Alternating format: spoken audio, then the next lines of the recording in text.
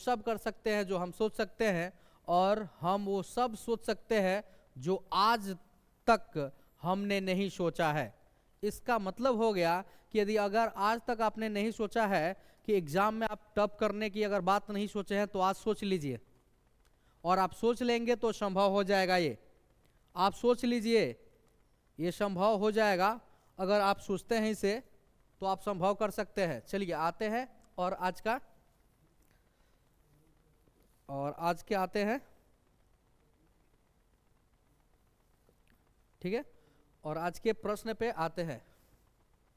और आज के प्रश्न जो है बहुत ज़बरदस्त और इम्पोर्टेंट है आपके एग्ज़ाम के लिए, इसलिए जो है आप बिल्कुल ग्रुप में शांति बनाए रखेंगे और क्वेश्चंस पे ध्यान देंगे, क्वेश्चंस को ईजिली करके समझेंगे। टोटल 50 ऑब्जेक्टिव है और आपके एग्ज़ाम के लिए बहुत बेहतरीन है। इससे जो है आपके एग्ज़ाम में बहुत सारे प्रश्न डायरेक्टली आपके एग्ज़ाम में पूछे जाएंगे। क्वेश्चंस का लेवल आपके लिए जो होगा वो चुन के लाया गया है। चलिए, और यहाँ आप देखेंगे आपसे पहला क्वेश्चन ही पूछा गया है, और पहला क्वेश्चन ही आपका क्या है, तो पहला क्वेश्चन आपका कह रहा है कि लसिका का जो होता है, लसिका का रंग कैसा होता है। लसिका का रंग, आप प्लाज्मा का नाम सुने होंगे, उसी तरह से लसिका का रंग पूछा गया है। आप मुझे बताएंगे ये लाल होता है, या आपका हल्का नीला होता है, या पीला होता है, या रंगहीन होता है। तो इसका राइट आंसर जो होगा वो रंगहीन होगा। इसका राइट आंसर क्या हो जाएगा, तो रंगहीन। इसका कोई कलरलेस होता है, कलर नहीं होता इसका। चलिए नेक्स्ट प्रश्न पे बढ़ते हैं, और नेक्स्ट प्रश्न हमारा है यहाँ पे, नेक्स्ट प्रश्न हमारा यहाँ पे आएगा, और यहाँ पे सबसे इम्पोर्टेंट प्रश्न आपके सामने आ गया है जो एग्ज़ाम में ज़रूर पूछा जाएगा। यहाँ पे आप देखेंगे कि आपसे प्रश्न में पूछा गया है कि मिश्र धातु जिसमें 90% जो है आपका कॉपर और 10% आपका जो है एसएन, यानी कि इसको टीन बोलते हैं, एसएन को सिंबल है टीन का, और उसका जो है नाम क्या है। अगर आप कॉपर को 90% की मात्रा में, ठीक है, और यहाँ से जो है आप टीन को 10% की मात्रा में मिला के, दो चीज़ों को जो मिला के आप बनाते हैं वो मिश्र धातु कहलाता है। दो या दो से अधिक चीज़ भी मिला सकते हैं। तो यहाँ टीन का 90% और एसएन जो है आपका टीन, और वो आपका 10% है, तांबा आपका 90% है, तो ये क्या कहलाएगा। तो आप यहाँ देखेंगे दिया गया है तांबा और जिंक, ये जब मिलता है तो पीतल बनता है। इसे याद रखने का ट्रिक बताया गया था, पिताजी याद रखेंगे एक वर्ड, पिताजी। देखेंगे पिताजी याद रखने पर होता क्या है कि पिताजी के वर्ड से इसे निकल के आपके सामने आएगा, और आप इजीली यहाँ बता पाएंगे कि यहाँ ता है, तो ता का अर्थ हो गया तांबा, ता का अर्थ हो गया तांबा, और ज का अर्थ हो गया जस्ता। तो तांबा और जस्ता मिला तो क्या बनेगा, तो आगे है पी, और पी का मतलब हो गया पीतल। तो इस तरह से तांबा और जिंक मिलने से क्या बनता है, पीतल। आप इजीली याद कर सकते हैं, ठीक है। तो बाय ट्रिकली इसको याद कराया जाएगा। और उसी प्रकार यहाँ पे आप देखेंगे तांबा और जो आपका ये टीन है एसएन, ये आपका तांबा होता है कॉपर, और टीन आपकी सिंबल होता है उसका एसएन, और ये जो मिला ये है कांस, जिसे हम आपको फुलहा बर्तन भी कहते हैं। आपके यहाँ फुलहा बर्तन आप सुने होंगे, तो वही आपका कांस है। तो इसका राइट आंसर जो होगा वो कांसा हो जाएगा, फुलहा बर्तन इसका राइट आंसर हो जाएगा। चलिए आगे बढ़ते हैं और नेक्स्ट प्रश्न को जो है देखते हैं, नेक्स्ट प्रश्न को देखते हैं और आगे बढ़ते हैं, और नेक्स्ट प्रश्न को यहाँ से देखते हैं। अगला प्रश्न हमारा क्या है, और अगला प्रश्न आपके पास जो आया है, इस तरह के आपके एग्जाम में जरूर क्वेश्चंस पूछे जाएंगे। इसमें देखेंगे आपके लिए जो है मंगेश सर बहुत सारे इंपॉर्टेंट क्वेश्चन जो है सेट किए हैं, ठीक है, जो आपके एग्जाम में पूछे जाएंगे। इस तरह से फिगर के माध्यम से आप समझ सकते हैं। तो आप यहाँ देखेंगे कि ऑक्सीजन की बात किया गया है, यहाँ ऑक्सीजन के जगह पर क्लोरीन, नाइट्रोजन कुछ भी आ सकता है आपके एग्जाम में। तो मैं आपको फाइंड करना बताऊंगा कि इस तरह प्रश्नों को आप कैसे सॉल्व कर सकते हैं, और इस तरह के प्रश्न आपके एग्जाम में 100% रहेगा। इस तरह का क्वेश्चन वही चीज़ है, डायग्राम। देखो बाबू, मैं बार बार बोलता हूँ, जो अगर हाँ जो चीज़ें आप देख के सीखते हो जीवन में कभी नहीं भूलोगे, वो किसी क्लास में नहीं सीख पाओगे। देख के, समझ में आया, देख के। क्योंकि हमें जो है आप देखे होंगे कि एक छोटा सा बच्चा जो होता है उसको जो है बोलना स्टार्टअप में कोई कुछ नहीं सिखाता है कि ये पानी है, ये क्या है, वो क्या है, बस वो देखता है और सुनता है और सब सीख जाता है। तो उतनी बड़ी लैंग्वेज को जो है इजीली सीख जाता है देखने से, समझने से, ठीक है। तो आप चीज़ों को देख के जब पढ़ते हो वो लाइफ टाइम याद रहती है। चलिए, तो आपके पास क्वेश्चन आ गया कि ऑक्सीजन गैस के जो है एक अणु के यहाँ पे दो परमाणुओं के बीच जो है कितने आबंधन पाए जाते हैं। तो मैं आपको बता दूं, इस तरह के प्रश्न आपके एग्जाम में रहेंगे, और इस प्रश्न को बनाने से पहले मैं आपको जो है बात करूंगा यहाँ पे क्लोरीन का। अगर ये क्लोरीन के दो परमाणु हैं तो इनके बीच में जो है कितना आबंधन पाए जाएंगे। अगर ये ऑक्सीजन के जगह पे क्लोरीन आपके एग्जाम में आ गया तो क्या करेंगे। क्लोरीन होता है 17 नंबर पे, 17 का जब आप लिखते हैं तो यहाँ से 287 ये हो गया इसका इलेक्ट्रॉनिक विन्यास। और देखेंगे अंतिम में 7 इलेक्ट्रॉन है, तो अंतिम में जो होते हैं उन्हें इलेक्ट्रॉन वैलेंस बोला जाता है, और ये 7 इलेक्ट्रॉन है यहाँ पे। तो यहाँ क्लोरीन के पास हैं 7 इलेक्ट्रॉन। आप यहाँ से दो दो इलेक्ट्रॉन यहाँ पे रख देंगे, डॉट से भी और क्रॉस से भी इलेक्ट्रॉन को दिखाया जाता है 6 इलेक्ट्रॉन। साथ में इसके एक पास यहाँ रख देंगे और एक क्लोरीन यहाँ आएगा, फिर इसको अरेंज कर देंगे इसके इलेक्ट्रॉन को। और यहाँ आप देखेंगे यहाँ से क्या होगा कि सहसंयोजक बंधन आप जानते हैं शेयरिंग करके अपना कंप्लीट करेगा। तो शेयरिंग कैसे करेगा, इस क्लोरीन के किसी भी यहाँ तत्व को जो है अपना अष्टक कंप्लीट करने के लिए 8 इलेक्ट्रॉनों की जरूरत होती है। आप देखेंगे इसके पास 7 है, तो ये करेगा क्या कि यहाँ से एक इलेक्ट्रॉन को आपस में ले लेगा और ये वाला भी इससे आपस में ले लेगा। तो शेयरिंग करके यहाँ बना लिया, ये अपना अष्टक पूरा कर लिया। आप देखेंगे यहाँ से एक लाइन तैयार हुआ, यानी कि एक एक इलेक्ट्रॉन का शेयरिंग किया है। इसलिए इसके बीच में जो होगा Cl2 के बीच में, यानी कि क्लोरीन के दो परमाणुओं के बीच जो है एकल बंध काम करेगा। कितना बंध काम करेगा, एकल बंध। इसी तरह से आपसे ये भी क्वेश्चन पूछा जा सकता है एग्जाम में कि नाइट्रोजन के लिए बताएंगे, तो नाइट्रोजन के लिए आप समझ सकते हैं नाइट्रोजन कितने नंबर पे होता है, नाइट्रोजन होता है 7, याद रखेंगे। तो इस तरह से आप इसका भी फाइंड कर सकते थे। तो आइए हम आते हैं टॉपिक पे, और टॉपिक हमारा क्या है इस तरह से। तो टॉपिक आज का हमारा है ऑक्सीजन का। तो ऑक्सीजन को हम समझते हैं, और ऑक्सीजन आप देखेंगे कि उसको कैसे समझाते हैं। ऑक्सीजन की परमाणु संख्या जो होती है वो कितनी होती है, पहले उसको समझते हैं। ऑक्सीजन की परमाणु संख्या जो होगी वो होती है, ऑक्सीजन की परमाणु संख्या होती है यहाँ पे 8। ऑक्सीजन की परमाणु संख्या 8 होती है, ये परमाणु संख्या है आपका, और वो होता है 8, एटॉमिक नंबर ये 8 होता है। जब इसका आप इलेक्ट्रॉनिक विन्यास लिखेंगे, इलेक्ट्रॉनिक विन्यास लिखेंगे तो वो हो जाएगा आपका 2, और यहाँ पे हो जाएगा 6। अंतिम में देख रहे हैं 6 है। ये अपना अष्टक कंप्लीट करने के लिए इसे 2 इलेक्ट्रॉन की जरूरत है। याद रखिएगा, जिसको जितने इलेक्ट्रॉन की जरूरत होता है उतना ही बंधन बनाता है। आइए इसको समझ लेते हैं। ये आपके पास ऑक्सीजन है, और यहाँ से अंतिम में 6 है, तो अंतिम वाले इलेक्ट्रॉन को यहाँ रिप्रेजेंट किया जाता है। इसे इलेक्ट्रॉन डॉट स्ट्रक्चर भी हम बोल सकते हैं। तो आप देखेंगे यहाँ से 2 इलेक्ट्रॉन यहाँ रख दिया गया, 2 यहाँ रख दिया गया, और 2 साइड में यहाँ से रख दिया गया। 1 मिनट रुक जाइए। ये ऑक्सीजन हुआ, 2 आपको यहाँ रख दिए, 2 आपको यहाँ रख दिए, और 2 साइड में हम रख दिए, ठीक है। एक ऑक्सीजन हम साइड में रखते हैं इसका, क्योंकि ऑक्सीजन के 2 परमाणु बोला गया है। तो यहाँ से आप देखेंगे कि यहाँ हम 2 इलेक्ट्रॉन को रख दिए। इसे क्रॉस से दिखा देते हैं, डिफरेंट डिफरेंट हम क्रॉस और डॉट दोनों से दिखा सकते हैं। और इसे भी हम दिखा देते हैं यहाँ 4 इलेक्ट्रॉन, और यहाँ 2 इलेक्ट्रॉन आ गया। तो आप देखेंगे जब इसको जो है ये अपना जब शेयरिंग करेगा यहाँ से, तो इसे चाहिए टोटल 8, इसके पास 6 हैं। तो ये क्या करेगा, अपने वाले यहाँ से अपने वाले बगल वाले से ये करेगा, क्या क्या हुआ सर इसका, यहाँ से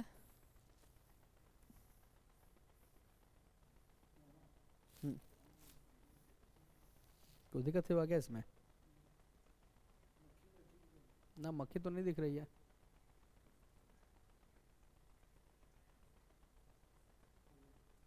फिर बनाना पड़ेगा। चलिए, ये है आपका यहाँ से ऑक्सीजन। तो ये है आपका ऑक्सीजन, और ऑक्सीजन में आप देखते हैं इसका अंतिम अभी इलेक्ट्रॉनिक विन्यास देखा गया तो 6 आया था। तो आप यहाँ 2 पुट कर देंगे, यहाँ 2 पुट कर दिए, और साइड में 2 पुट कर दिए। बगल में आपके 2 परमाणु बोला गया है, तो यहाँ पे आप दिखा दिए कि ये ऑक्सीजन हो गया टोटल, और इसका यहाँ पे 6। तो अब देखेंगे जब ये शेयरिंग करेगा तो शेयरिंग कैसे करेगा। तो यहाँ से ये जो ऑक्सीजन है इसके पास 6 है, बगल वाले से 2 लेगा। तो ये सर बार बार ये हो रहा है सर, प्रॉब्लम यहाँ चेंज कर रहे हैं इसलिए हो रहा है क्या कलर। तो यहाँ से आप देखेंगे कि ये जो है बगल से ले लिया 6, इसके पास 8 कंप्लीट हो गया, और बगल वाला जो है यहाँ से ये ले लेगा तो इसका भी कंप्लीट हो गया। आप देखेंगे जब ये चीज़ें यहाँ से मैच किया, एक का शेयरिंग यहाँ का एक शेयरिंग, तो 2 पाई आपको दिख रहा है। इसका मतलब हो गया कि डबल बंड काम करेंगे, द्विबंधन, यानी डबल बंड इसके बीच में काम करेंगे। तो ऑक्सीजन के जो है आपको एक अणु के दो परमाणुओं के बीच जो है कितने आबंधन काम करेंगे, तो आबंध जो पाए जाते हैं देख लेंगे डबल, जितने लाइनिंग। तो इतना बनाने की एग्जाम में जरूरत नहीं है, आप समझ लेंगे कि ऑक्सीजन को यानी कि अपने डबल ऑक्टेट को पूरा करने के लिए जितने इलेक्ट्रॉनों की जरूरत होगा उतना ही आबंधन काम करेगा, उतना ही बॉन्ड बनेगा। तो आपने इसको देखा जब तोड़ा तो 2 और यहाँ पे 6 आया, तो 6 को 8 करने के लिए चाहिए कितना 2, यानी समझे सीधा आंसर आपका हो जाएगा 2, याद रखिएगा सीधा आंसर इसका हो जाएगा 2। ये सब करने की एग्जाम में जरूरत नहीं है, बट समझाने के लिए आपको बताया जा रहा है। चलिए आगे बढ़ते हैं और नेक्स्ट प्रश्न को देखते हैं। नेक्स्ट प्रश्न हमारा क्या है, ये क्वेश्चंस बनेगा एग्जाम में, या तो नाइट्रोजन हो या क्लोरीन हो। अच्छा, तब आप समझ जाइएगा कि आगे आएगा, कलर चेंज करना होगा तब होगा वहां से। क्या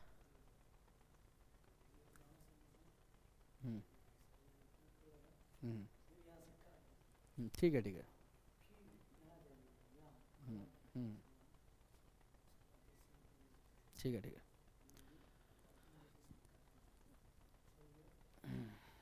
ठीक है, वहीं पर रहने दीजिए साइड में। हाँ तो ना रहने दीजिए, दिक्कत हो जाएगा उस तरह से फिर दिक्कत। आइए अगला क्वेश्चन देखते हैं। यहाँ पे कह रहा है कि उच्चवसीय जो है आपके अम्लों के सोडियम लवण जो होते हैं वो क्या कहलाते हैं। तो आप देखे होंगे यहाँ पे इसके बारे में आपको क्लास में पढ़ाया गया होगा, यहाँ पे आप फिगर देख सकते हैं।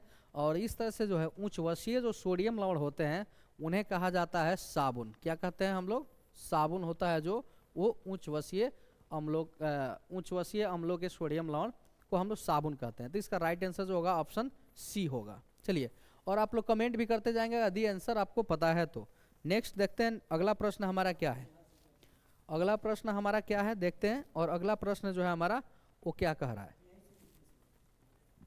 ठीक है, तो यहाँ से जो है आगे देखते हैं, और अगला हमारा प्रश्न क्या है वो चीज हम चेक करते हैं।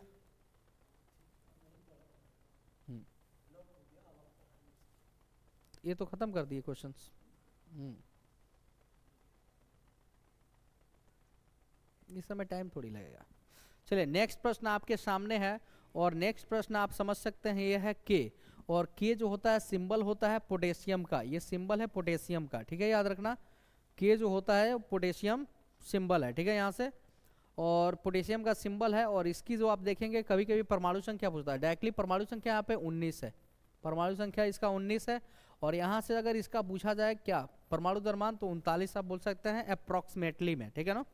और यहाँ से याद रखेंगे, आप देख रहे हैं यहाँ पे एटॉमिक नंबर बोला है जिसको परमाणु संख्या कहते हैं, और 19 दे रखा है। एग्जाम में डायरेक्टली इस तरह के प्रश्न आपके एग्जाम में रहेंगे, आपसे पूछे जाएंगे, ठीक है, कि सोडियम की परमाणु संख्या क्या होगा, तो आप बता सकते हैं। पोटेशियम की परमाणु संख्या क्या होगा, ये भी पूछा जा सकता है। तो आप देख रहे हैं यहाँ सोडियम का 11 होता है और पोटेशियम का आपका जो होता है 19 होता है। इस तरह के एग्जाम में जरूर इससे क्वेश्चन रहेंगे, डायरेक्टली तत्वों की परमाणु संख्या आपसे एग्जाम में पूछा जाएगा। तो आप इस तरह के भी प्रश्नों को जो है बिल्कुल कर लेंगे।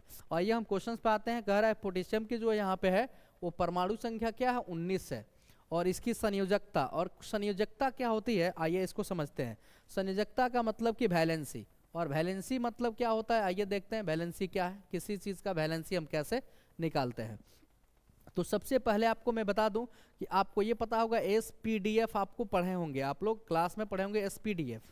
तो इसमें आपको कैसे इसको करना होता है, तो इसमें 2 भर सकते हैं, और इसमें आप आएंगे तो कितना P में भर सकते हैं, बताइए कितना 2, 6, 10 और 14, ये इलेक्ट्रॉन होता है।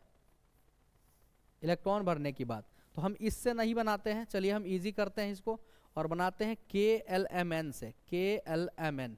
तो आप इससे याद रखिएगा, ये पहला कक्षा दूसरा तीसरा इस तरह से चल रहा है, कंटिन्यू चलेगा। तो इस फार्मूला होता है 2 × n²। तो यहाँ 2 पहली कक्षा है तो n की जगह पे 1 रखेंगे यानी 2, इसमें 2 इलेक्ट्रॉन हम पुट कर सकते हैं पहली कक्षा में। दूसरे में यहाँ 2 पुट करेंगे n की जगह पर तो 4 होगा, 4 दूना 8 हो गया। 3 पुट करेंगे तो 3 का स्क्वायर 9 और 9 दूना 18 हो गया, और यहाँ 4 पुट करेंगे तो 32। इस तरह से ये बढ़ेगा, बहुत सारी कक्षाएं होती है। तो आप देखेंगे यहाँ से कि जब के की बात हम इलेक्ट्रॉनिक विन्यास लिखेंगे, इजली की बात करूँ तो ये आपका के हो गया, यहाँ 19 दिया है इसका एटॉमिक नंबर। आप पहले कक्षा में कितने इलेक्ट्रॉन को पुट कर सकते हैं, तो 2, तो 2 लिख देंगे। दूसरे में कितने कर सकते हैं 8, और इसमें आप कर सकते हैं 18। कितना कर सकते हैं आप 18, लेकिन याद रखिएगा किसी में 8 से अधिक आपको नहीं रखना है। तो आप यहाँ पे कितना करेंगे, फिर आप 8 रखेंगे। तो इस तरह से टोटल कितना हो गया आपके पास, तो ये हो गया 10, और आपके पास बचे कितना, और बचे हैं आपके पास 9। तो फिर आप तीसरे में भी 8 रखेंगे और सबसे लास्ट वाले में आपके पास 1 मिलेगा। तो अगर अंतिम में याद रखेंगे कि यहाँ पे अंतिम वाले में अगर 1 आए या 2 आए या 3 आए तो उसे ही संयोजकता बोल दिया जाएगा, उसे ही संयोजकता बोलेंगे। अगर 1 2 3 रहता है तो वही आपका संयोजकता है। लेकिन यहाँ पे अगर याद रखिएगा कि 5 आए, 6 आए, 7 आए, इस तरह से अगर कोई नंबर आता है या 8 आए तो उसको जो है 8 से घटाने पर पता चलता है कि उसकी संयोजकता क्या होगी, याद रखिएगा। ठीक है, यहाँ 5 6 7 8 अंतिम में आए तो उसको 8 से घटाने पर पता चलती है कि उसका संयोजकता क्या होगा। अंतिम वाले को कभी संयोजकता समझने की भूल मत कीजिएगा, क्योंकि ये इलेक्ट्रॉन वैलेंस होता है, ठीक है, संयोजी इलेक्ट्रॉन होता है। और वैलेंसी उसे बोलते हैं, संयोजकता उसे बोलते हैं जो अपने अष्टक कंप्लीट करने के लिए करता है या जो इसको त्यागता है, यानी जितने इलेक्ट्रॉन के या त्याग करेगा या जितने इलेक्ट्रॉन का ग्रहण करेगा वो क्या कहलाता है, उसका संयोजी कहलाता है। तो आप देखेंगे पोटेशियम के पास 1 इलेक्ट्रॉन है और ये एक इसको अष्टक पूरा करने के लिए अपना 7 इलेक्ट्रॉन की जरूरत है। ये 7 मांगेगा बट 7 को इसे देगा नहीं, तो इसके लिए आसान क्या रहेगा, 1 छोड़ना आसान है। तो 1 जब छोड़ेगा, जो छोड़ता है उसमें प्लस आता है। इसी वजह से आप देखे होंगे के ऊपर जो है प्लस का साइन लगा रहता है। इसका मतलब ये जो है के प्लस का मतलब इसकी वैलेंसी को रिनोट करता है कि इसने 1 इलेक्ट्रॉन को छोड़ दिया। तो बताइए मुझे कि पोटेशियम की यहाँ पे वैलेंसी क्या निकल के आ गई, तो 1। तो इसका पोटेशियम का वैलेंसी 1 निकला। इस तरह से इसका राइट आंसर जो होगा ऑप्शन ए होगा। आपको अच्छे तरह से समझ में आया होगा। इसी तरह से सोडियम की भी वैलेंसी पूछी जा सकती है, क्लोरीन की भी पूछी जा सकती है, आप इस तरह से निकाल सकते हैं इसका यूज करके। चलिए हम अगले प्रश्न पर बढ़ते हैं और अगले प्रश्न पर, ठीक है, अगले प्रश्न पर बढ़ते हैं और अगला प्रश्न जो है आपके सामने है। चलिए इससे भी आपके एग्जाम में जरूर प्रश्न पूछा जाएगा। और यहाँ पे आप देखेंगे कि आपके सामने क्या है, तो यहाँ से आप देख सकते हैं कि अगला प्रश्न जो है आपके सामने स्क्रीन बोर्ड पे आ गया है। और मैं आपको बता दूं कि ये पूछा गया है एल्केन का सामान्य सूत्र बताइए। और इस तरह के एग्जाम में जरूर एग्जाम में आपके प्रश्न पूछे जाएंगे। चलिए यहाँ पे कुछ आप देख रहे होंगे, एल्केन लिखा है, यहाँ एल्कीन लिखा है, यहाँ एल्काइन लिखा गया है। Carbon and its compound chapter जो आप पढ़े हैं उसको, इसके बारे में आप समझ सकते हैं। कार्बन के बारे में, कार्बन क्या है भाई, कार्बन शेयरिंग करके अपना बनाता है कंपाउंड्स, ठीक है, याद रखिएगा। और इसकी संख्या बहुत होती है कार्बन कंपाउंड्स की। आइए मैं समझा देता हूँ। यहाँ से आप देखेंगे एल्केन, ये है आपका एल्केन, और ये है आपका एल्कीन, ये है एल्काइन। तो एल्केन का कोई सामान्य सूत्र पूछे तो आप बोलेंगे, देखिएगा पहले हाइड्रोकार्बन क्या है, कार्बन और हाइड्रोजन से मिलके जो बनते हैं उसे हाइड्रोकार्बन बोलते हैं, ठीक है, वो आपके हाइड्रोकार्बन होते हैं। जो कार्बन और हाइड्रोजन केवल हो, कार्बन और हाइड्रोजन के अलावा उसमें कोई ऐसा तत्व ना हो, ये याद रखिएगा, तभी उसको आप बोल सकते हैं हाइड्रोकार्बन। तो यहाँ देखेंगे एल्केन जो होता है, याद रखिए इसमें संतृप्त हाइड्रोकार्बन और संतृप्त हाइड्रोकार्बन भी पढ़ना है। तो एल्केन को जो है संतृप्त हाइड्रोकार्बन के नाम से भी जाना जाता है और इन दोनों को असंतृप्त हाइड्रोकार्बन के नाम से जाना जाता है, यानी कि सैचुरेटेड कार्बन हाइड्रोकार्बन और अनसैचुरेटेड हाइड्रोकार्बन, याद रखिएगा। मतलब कि इसका एल्केन का जो जनरल फार्मूला होगा CN होगा और यहाँ पे हो जाएगा H2N+2। ऐसा क्यों, क्योंकि इसे संतृप्त हाइड्रोकार्बन कहते हैं। तो ये जो कार्बन होता है आप देखेंगे इसकी 4 वैलेंसी यहाँ पे, तो चारों के हाइड्रोजन को कंप्लीट करना है। यहाँ याद रखिएगा चारों को हाइड्रोजन देना है यहाँ पे आपको। तो एक कार्बन रहने पर आपके पास कितना यहाँ पे चाहिए हाइड्रोजन, 4, तब ये जाके कंप्लीट हो पाएगा। एक कार्बन के लिए 4 हाइड्रोजन, तो यहाँ पे कार्बन की जितनी संख्या है उसके डबल से 2 अधिक आपको चाहिए।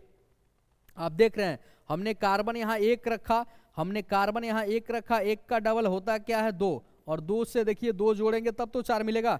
तो संतृप्त करने के लिए, सैचुरेटेड बनाने के लिए जितना आप कार्बन रखे हैं उसके डबल से 2 अधिक आपको हाइड्रोजन रखना पड़ेगा। तो इस तरह से फार्मूला निकालने का तरीका मैंने बताया कि कार्बन नंबर जो होगा उसका डबल चाहिए और फिर 2 अधिक चाहिए, डबल से 2 अधिक। तो कार्बन की संख्या हम यहाँ पे n रखे हैं, तो n का डबल आप देखेंगे करके फिर उसमें 2 जोड़ दिया गया, तो ये बन गया आपका क्या बाबू, यहाँ बन गया ये एल्केन, ठीक है, याद रखिएगा ये एल्केन है। एल्केन का सामान्य सूत्र होता है।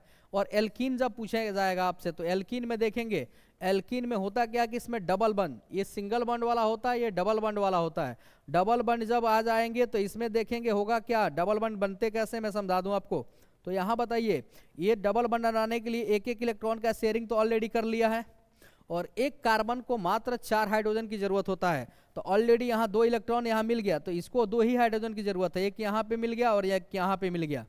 और यहाँ से फिर एक हाइड्रोजन यहाँ मिल गया, एक हाइड्रोजन यहाँ मिल गया, और आपके लिए यहाँ से ये ले लेगा इलेक्ट्रॉन, तो इसका कंप्लीट हो गया। मुझे बताइए बॉन्ड बढ़ने से क्या होता है, हाइड्रोजन की संख्या घट जाती है। तो आप देखे होंगे यहाँ से हाइड्रोजन की संख्या घट रही है, हाइड्रोजन की संख्या यहाँ पे घट रही है। तो हाइड्रोजन की संख्या घट रही है तो इसका अर्थ हुआ यानी कि लगना चाहिए यहाँ पे हाइड्रोजन की संख्या घट जाएगी। आपको भी एल्कीन के फॉर्मूला में सेम काम करना है, Cn करना है और यहाँ पे H2n करना है, लेकिन यहाँ से -2 कर देना है, 2 इलेक्ट्रॉन के यहाँ 2 हाइड्रोजन की कमी हो जाएगी। एल्कीन में जो है 2 हाइड्रोजन की कमी हो जाएगी। चलिए एल्कीन में जो है 2 हाइड्रोजन की कमी हो जाएगी। एल्काइन में सेम काम करना है। अब जो है ये Cn है और ये आपका H2n है, यहाँ से देखेंगे, और -2 यहाँ से समझेंगे, ये सॉरी यहाँ 2 इलेक्ट्रॉन का कमी कर रहे हैं ना हम लोग, तो कमी कर रहे हैं तो ये तो खत्म हो जाएगा, केवल इतना होगा, फिर इससे 2 कम करेंगे तो यहाँ 2 हो जाएगा। चलिए समझ में आ रहा है आपको। तो आप देख रहे हैं एल्केन का सामान्य सूत्र पूछे तो CnH2n+2, और एल्कीन का पूछे तो CnH2n हो जाएगा, और एल्काइन का पूछे तो CnH2n- ये हो जाएगा। और मैं एक एक्स्ट्रा बता दूं आपको कि अगर एल्काइल ग्रुप का कोई पूछ रहा है, अगर एल्काइल ग्रुप का पूछ रहा है, ठीक है, एल्काइल ग्रुप का, तो एल्काइल ग्रुप का अगर पूछता है एल्काइल ग्रुप का, तो उसके लिए आप क्या कीजिएगा यहाँ से, तो ये होता क्या है कि एल्केन वाले फार्मूला से जो है, ये है आपके एल्केन वाला फार्मूला, उसमें एक हाइड्रोजन की कमी कर देने से, एक हाइड्रोजन हटा देने से एल्काइल ग्रुप बनता है। और इसका भी याद रखना, ये भी जो है एग्जाम में पूछा जाता है, एल्काइल ग्रुप। तो ये एल्काइल का फार्मूला, एल्काइल ग्रुप वाले का फार्मूला हो जाएगा CnH2n+1, याद रखिएगा। और इसी से आपको बनता है फंक्शनल ग्रुप, बगल में जुड़ जुड़ के अल्कोहल का वगैरह का formula, ethyl alcohol, methyl alcohol आप पढ़े होंगे, ये सब डीपली कभी क्लास में पढ़ा दिया जाएगा। चलिए आज क्वेश्चंस की बारी है, केवल क्वेश्चंस करते हैं, बस समझाते हुए आगे बढ़ते हैं। और आपसे पूछा गया एल्केन, एल्केन का देख रहे हैं CnH2n+2, तो CnH2n+2 आप देख सकते हैं ऑप्शन बी में राइट मिल जाएगा, इसका राइट आंसर बी होगा। चलिए आप कमेंट करते रहिए और आगे हम जो है आपको बताते रहते हैं, आप कमेंट करते रहिए, राइट आंसर जो है आप कमेंट करते रहिए। चलिए यहाँ से आगे बढ़ते हैं।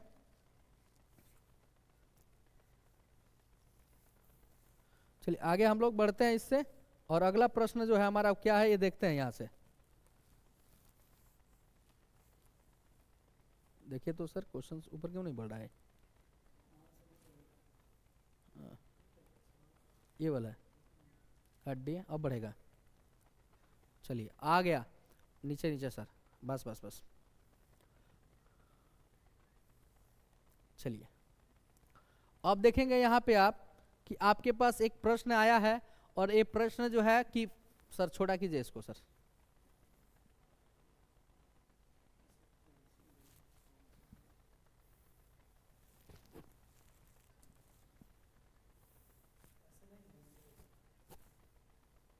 यहाँ से चल रहा है ना, हो गया।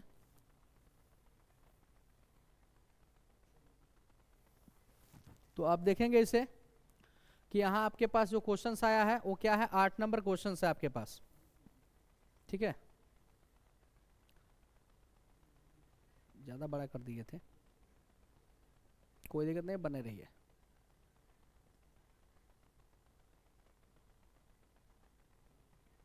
तो यहाँ से आपके पास जो है देखेंगे कि क्वेश्चंस आपके स्क्रीन बोर्ड पे दिख रहा होगा, और क्वेश्चन जो है यहाँ पे वो क्या है आपके सामने, क्वेश्चंस कह रहा है कि फ्लोरीन एक तत्व है और इसकी परमाणु संख्या क्या होती है। तो फ्लोरीन की परमाणु संख्या मैं बता दूं कि 9 होती है, क्या होती है, 9।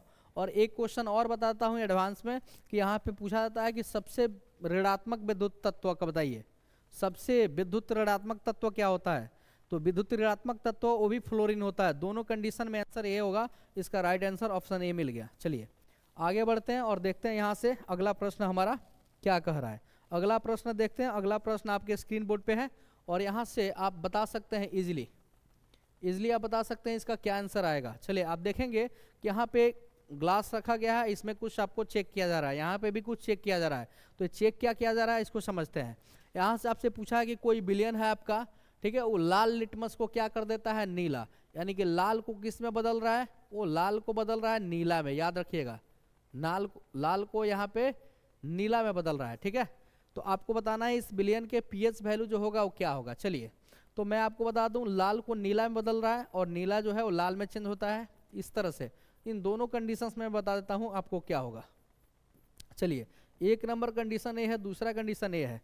यदि मैं आपको एक याद रखता हूँ, या इसका ट्रिक याद रखने के लिए आपको एक नाम याद रखना पड़ता है, वो नाम है अनिल। नाम आपको रखना होगा, आपके दोस्त वगैरह का नाम होगा किसी ना किसी का अनिल। चलिए यहाँ से हम देखते हैं अनिल वर्ड से कैसे हम इसको क्लियर कर लेते हैं, और अनिल से हम समझ जाएंगे अच्छे तरह से इस प्रश्न का मतलब। आप देखे होंगे कि आगे अ दिया है, अ का मतलब हो गया अम्ल, अम्ल का हो गया यहाँ पे ए से अम्ल, अ से जो है अम्ल हो गया, और नी का मतलब हो गया नीला, ये हो गया नीला, याद रखिएगा। और ल का मतलब हो गया लाल। तो आप यहाँ से देख सकते हैं कि अनिल वर्ड से आपको क्या निकला, यानी अम्ल जो है उसने क्या किया, अम्ल नीले को क्या करते हैं, नीला को लाल कर देता है। अम्ल जो है वो नीला को क्या करता है, लाल करता है।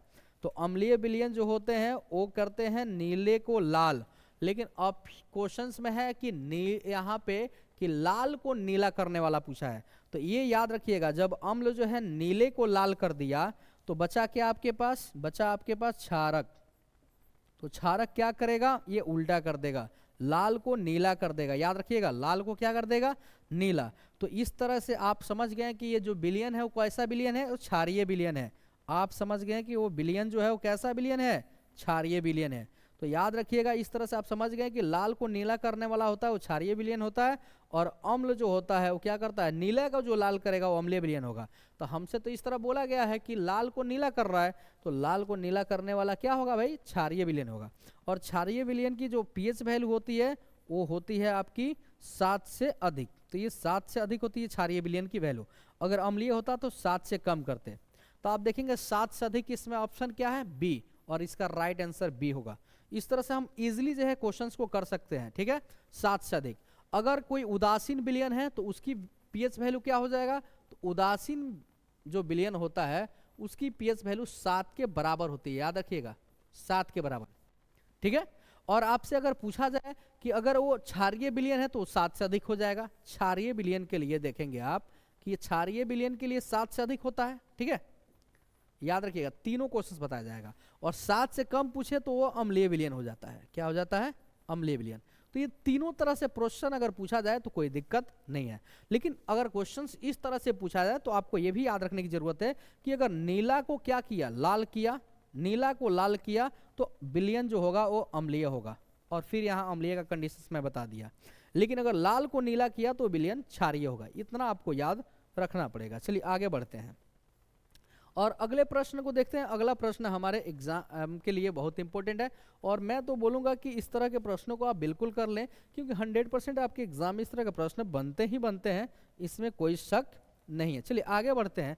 और आप देखे होंगे यहाँ पे कि ये जो होता है आपको इसमें सारा चीज़ बताया जाता है, अयस्क, गैंग, और आपको जो है अशुद्धि के बारे में सब कुछ पढ़ाया गया है। इसके बारे में आप देखेंगे कि यहाँ से खनिज वनिज के बारे में सब पढ़ाया गया है। तो मेरे तरफ से जो है आप यहाँ पे डिफिनीशन भी याद रखेंगे खनिज का, ठीक है, आपके लिए क्वेश्चन से याद रखेंगे खनिज। फिर आप याद रखेंगे अयस्क के बारे में, और फिर आप याद रखेंगे गैंग के बारे में। ये जो है आप इसका डेफिनेशन जरूर याद रखेंगे। ये आपके एग्जाम में जरूर पूछा जाता है कि जो है खनिज, अयस्क और गैंग को परिभाषित करें, ठीक है। तो आइए अब हम लोग यहाँ पढ़ते हैं, ठीक है। आप देखेंगे बॉक्साइट निम्नलिखित में से किस धातु का अयस्क होता है। तो अयस्क वो होता है जिसको जो है जिस खनिज से हम लोग कम खर्चे में अगर धातु को प्राप्त कर लेते हैं उसे अयस्क कहते हैं, याद रखिएगा। तो यहाँ से जो आपको बॉक्साइट पूछा है, बॉक्साइट जो अयस्क होता है वो एल्युमिनियम का होता है। किसका होता है, एल्युमिनियम का, याद रखिएगा। और आपसे एग्जाम में ये भी पूछा जा सकता है कि मुझे बताइए कि हेमेटाइट जो होता है या मैग्नेटाइट वो किसका अयस्क है। आप क्वेश्चन कमेंट कीजिए कि आपका जो है लोहा का अयस्क जो होता है हेमेटाइट और मैग्नेटाइट, में आंसर ही बता दिया। चलिए नेक्स्ट है, आपसे फिर पूछा जाएगा। चलिए आप लोग जवाब देते नहीं है इसीलिए मुझे देना पड़ता है। चलिए आगे बढ़ते हैं। तो इसका राइट आंसर आप समझ गए होंगे, एल्युमिनियम, बॉक्साइट। चलिए आगे देखते हैं। और यहाँ जबरदस्त क्वेश्चन है। अभी मैं इसके पहले जो है चर्चा किया था इस तरह के प्रश्नों का कि भाई यहाँ पे क्या है कि कार्बन और हाइड्रोजन से जो संयोग करके यानी मिलकर जो बनता है उसे क्या कहते हैं। तो मैं बोला था कि अगर कोई कंपाउंड बन रहा है, ठीक है, कोई कंपाउंड बन रहा है उसमें केवल हाइड्रोजन और कार्बन है तो उसे हाइड्रोकार्बन कहा जाएगा। और इस तरह से इसका राइट आंसर सी होगा, हाइड्रोकार्बन, ठीक है, हाइड्रोकार्बन उसे कहा जाएगा, ठीक है, याद रखिएगा। आयनिक यौगिक तो आप समझते हैं, ठीक है, ये सब हैलोजन वगैरह समझते हैं, ठीक है, हैलोजन ग्रुप का जो है फ्लोरीन, क्लोरीन, ब्रोमो और आयोडो, इसे हैलोजन ग्रुप बोला जाता है, याद रखिएगा। और अम्लराज तो आप समझते हैं H2SO4 को जो है अम्लराज कहा जाता है, ठीक है, अम्लराज कहा जाता है इसे H2SO4 को। और आपसे पूछा गया था कि इससे राइट आंसर तो इसका हो गया सी, हाइड्रोकार्बन। लेकिन आप सोचते हैं ये प्रोपेन वगैरह कैसे लिखा है, तो आप बता सकते हैं, इसको जो है क्लास में डीपली आपको पढ़ाया गया होगा। जब कार्बन की संख्या यहाँ 3 है इसलिए इसे पढ़ा गया है प्रोप, और एल्केन ग्रुप का है, यहाँ पे देख लेंगे हाइड्रोजन आप गिन ले, ये देखेंगे 8 जरूर होना चाहिए कि 1 2 3 4 5 6 7 8, देखें क्योंकि 3 का डबल 6 या 6 से 2 अधिक, तो कार्बन की संख्या से डबल अगर हाइड्रोजन है, कार्बन की संख्या से दुगुने से 2 अधिक हाइड्रोजन है, तो एल्केन ग्रुप का ही होगा। तो आप उसे बोल सकते हैं प्रोप, 3 रहने पर प्रोप पढ़ते हैं, और उसमें एल्केन के अंत में ईएन होता है तो आपने जोड़ दिया, ये बन गया प्रोपेन। क्लास में इसे डीपली से पढ़ाया जाता है, और यहाँ पे हम लोग क्वेश्चंस को प्रैक्टिस करें, एग्जाम करीब है इसलिए हम लोग टाइम बर्बाद न करते हुए राइट आगे बढ़ते जाएंगे। चलिए आप यहाँ देख सकते हैं बहुत जबरदस्त क्वेश्चन है, पीरियोडिक टेबल के बारे में पिछले वीडियो में बहुत जबरदस्त तरीके से आपको याद करने के लिए बताया गया था, यहाँ से आप देख सकते हैं। और इसका यूज देखिए, यहाँ पे आप विश्वास ना हो तो पिछला वीडियो देख सकते हैं, कितने अच्छे तरह से इसको डीपली बताया गया है। और देखिए मैं बोला भी था कि इससे प्रश्न बिल्कुल पूछा जाता है, और देखिए आपके एग्जाम में है इस तरह के प्रश्न जरूर आएंगे। एक पूछ रहा है ब्रोन और एल्युमिनियम जो ये तत्व है वो आवर्त सारणी जो है आपका ये इसके किस वर्ग में है, तो पहले तो वर्ग पहचान लीजिए। ये वाला जो खड़ा वाला लाइन है ये वर्ग होता है, ये वाला आपका वर्ग है, ये भी आपका वर्ग है, सब वर्ग है, याद रखिएगा ये सब वर्ग है। टोटल 18 वर्ग होते हैं इसमें, और 7 आपके जो पट वाले लाइन है ये वाला पट वाला लाइन ये आवर्त होता है, इसमें 7 आवर्त होते हैं, याद रखिएगा। तो आपसे जो क्वेश्चन पूछा उसे ढूंढिए। पूछा है कि ब्रॉन, तो आप देखेंगे ब्रॉन यहाँ पे है आपका, ब्रॉन क्या है यहाँ पे, ये वाला आपका ब्रॉन हो गया। और फिर पूछा एल्युमिनियम, तो यहाँ एल्युमिनियम है।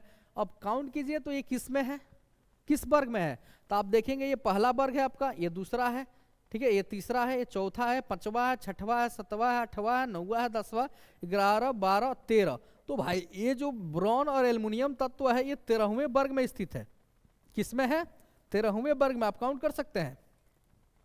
तो आप इसमें ऑप्शन में देखेंगे 13 ऑप्शन सी में है, तो इसका राइट आंसर क्या होगा, ऑप्शन सी हो जाएगा। चलिए इसी के साथ हम आगे बढ़ते हैं और अगले प्रश्न को देखते हैं, क्योंकि इसके बारे में पिछले वीडियो में बता दिया गया है, आप जाके चैनल पे देख सकते हैं। और यहाँ मुझे बताएंगे कि आपके पास एक क्वेश्चन आया है, जो क्वेश्चन क्या है देख लेंगे। यहाँ क्वेश्चन कह रहा है कि मूत्र का जो कलर होता है, यानी कि जो मूत्र पीला रंग होने का होता है वो किस वर्णक के कारण होता है। आप देखे होंगे कि जब यूरिन की कभी कभी पीलापन निकलता है तो वो किसके चलते होता है, और ये पोजीशन यहाँ बता रहा है कि कब ये अच्छा है, किस पोजीशन में रहे तो ये ठीक रहता है।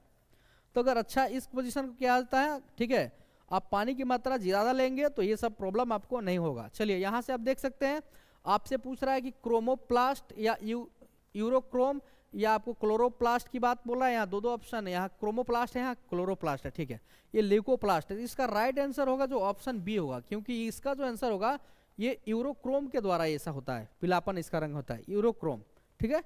इस तरह से आप इजिली कर सकते हैं। मैं बता रहा हूँ इस एग्जाम में जरूर एग्जाम में प्रश्न पूछे जाएंगे, इसलिए आप बने रहिए और कंटिन्यू जो है जवाब दीजिए, ठीक है। मैं थोड़ा आप लोगों को देखता हूँ कि आप लोग क्या कर रहे हैं, ठीक है। कंटिन्यू में देखता हूँ, बढ़ते जाता हूँ, और मैं भी अपना जो है चेक करता हूँ कि आप लोग जवाब दे रहे हैं या नहीं दे रहे हैं।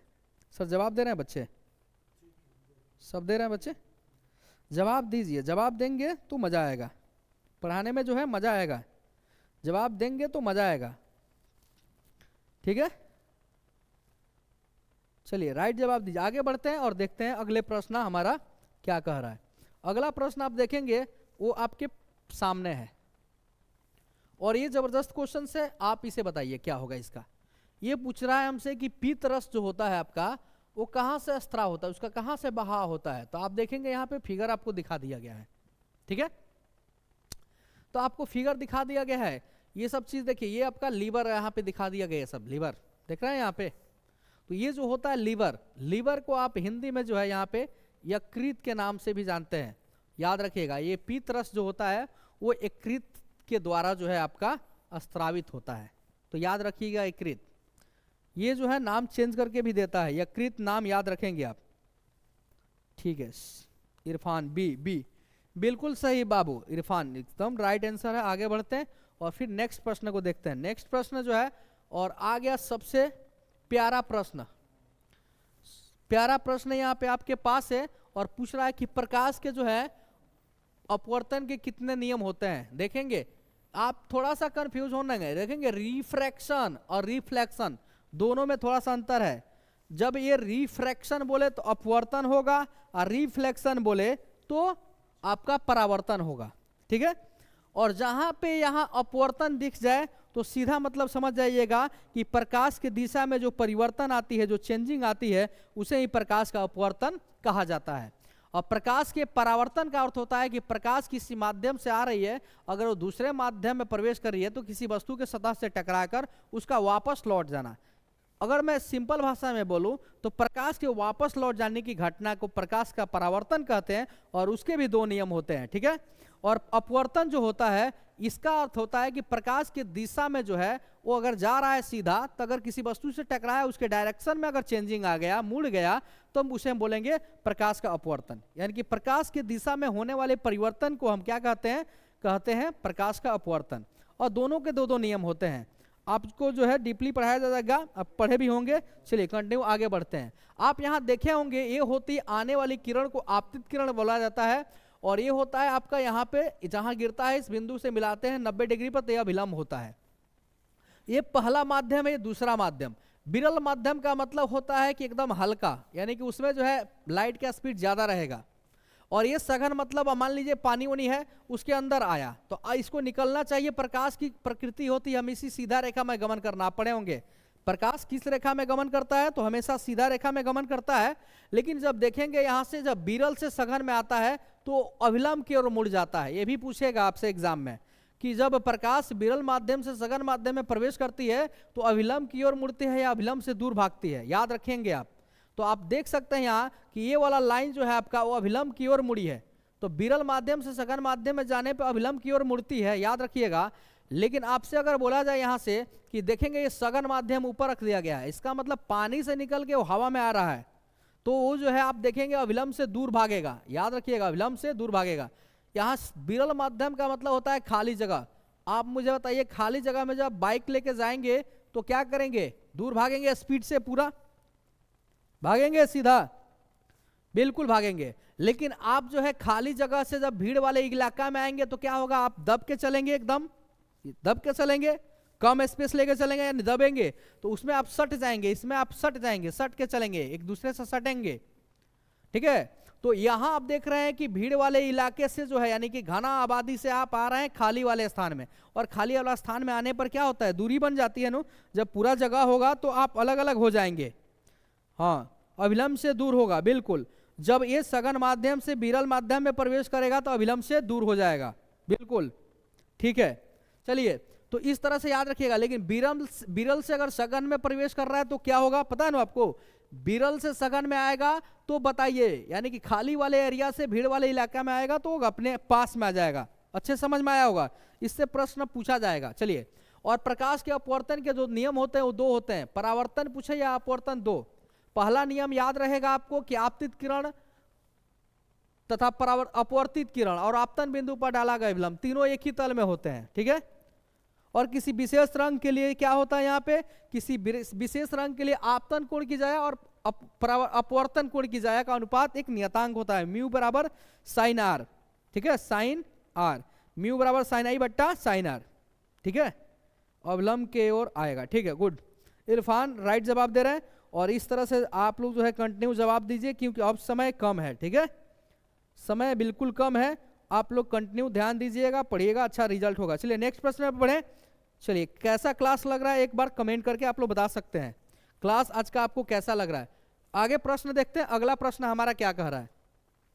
और सबसे यहाँ पे शानदार प्रश्न आपके सामने आ गया है और एग्जाम में जरूर पूछा जाएगा। आप देख रहे हैं यहाँ पे लेंस, ये सब जो है लेंस यहाँ पे देख सकते हैं, लेंस वगैरह फिगर में आपको दिख रहा होगा। तो इस जो लेंस की क्षमता होती है, आप देख रहे हैं अभी कि मोबाइल्स वगैरह में भी लेंस की क्वालिटी को चेक किया जाता है, मापा जाता है। तो कुछ ना कुछ चीज तो होगा जिससे मापा जाता होगा। तो आपसे पूछ रहा है कि इसका लेंस का जो मापा जाता है उसकी क्षमता जो मापी जाती है वो किस यूनिट में, SI यूनिट उसका क्या होता है, ठीक है, किस चीज में मापा जाता है। तो लेंस की क्षमता को क्या हम सेंटीमीटर में मापते हैं? तो बिल्कुल नहीं, सेंटीमीटर में नहीं नापते हैं हम, मीटर में नापते हैं, बिल्कुल नहीं, यहाँ पे भी मीटर नहीं। और आपसे ये सही यूनिट बात पूछा है, क्या ये सेंटीमीटर प्रति मीटर में नापते हैं? नहीं। तो भाई क्या नापते हैं? इसका ऐसा यूनिट जो होता है वो डायोप्टर होता है। क्या होता है? डायोप्टर। आप याद रखेंगे लेंस की क्षमता निकालने की फॉर्मूला होता है P बराबर 1/f, और ये जो f होता है वो मीटर में होता है, याद रखिएगा। अगर ये मीटर में नहीं दिया है तो P बराबर आपको फॉर्मूला लगा देना है 100/f, ठीक है। अगर सेंटीमीटर में हो तो याद रखिएगा, क्योंकि मीटर को चेंज करेंगे सेंटीमीटर में दिया आएगा, और इससे भी प्रश्न एग्जाम में जरूर पूछे जाएंगे, ठीक है।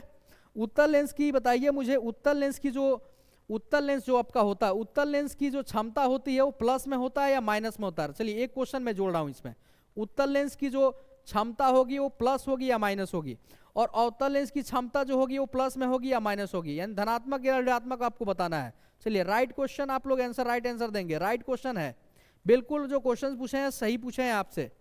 चलिए आप मुझे बता सकते हैं उत्तल लेंस और अवतल लेंस का जो क्षमता होता है वो कैसा होता है, धनात्मक या ऋणात्मक? आप बताएंगे प्लस।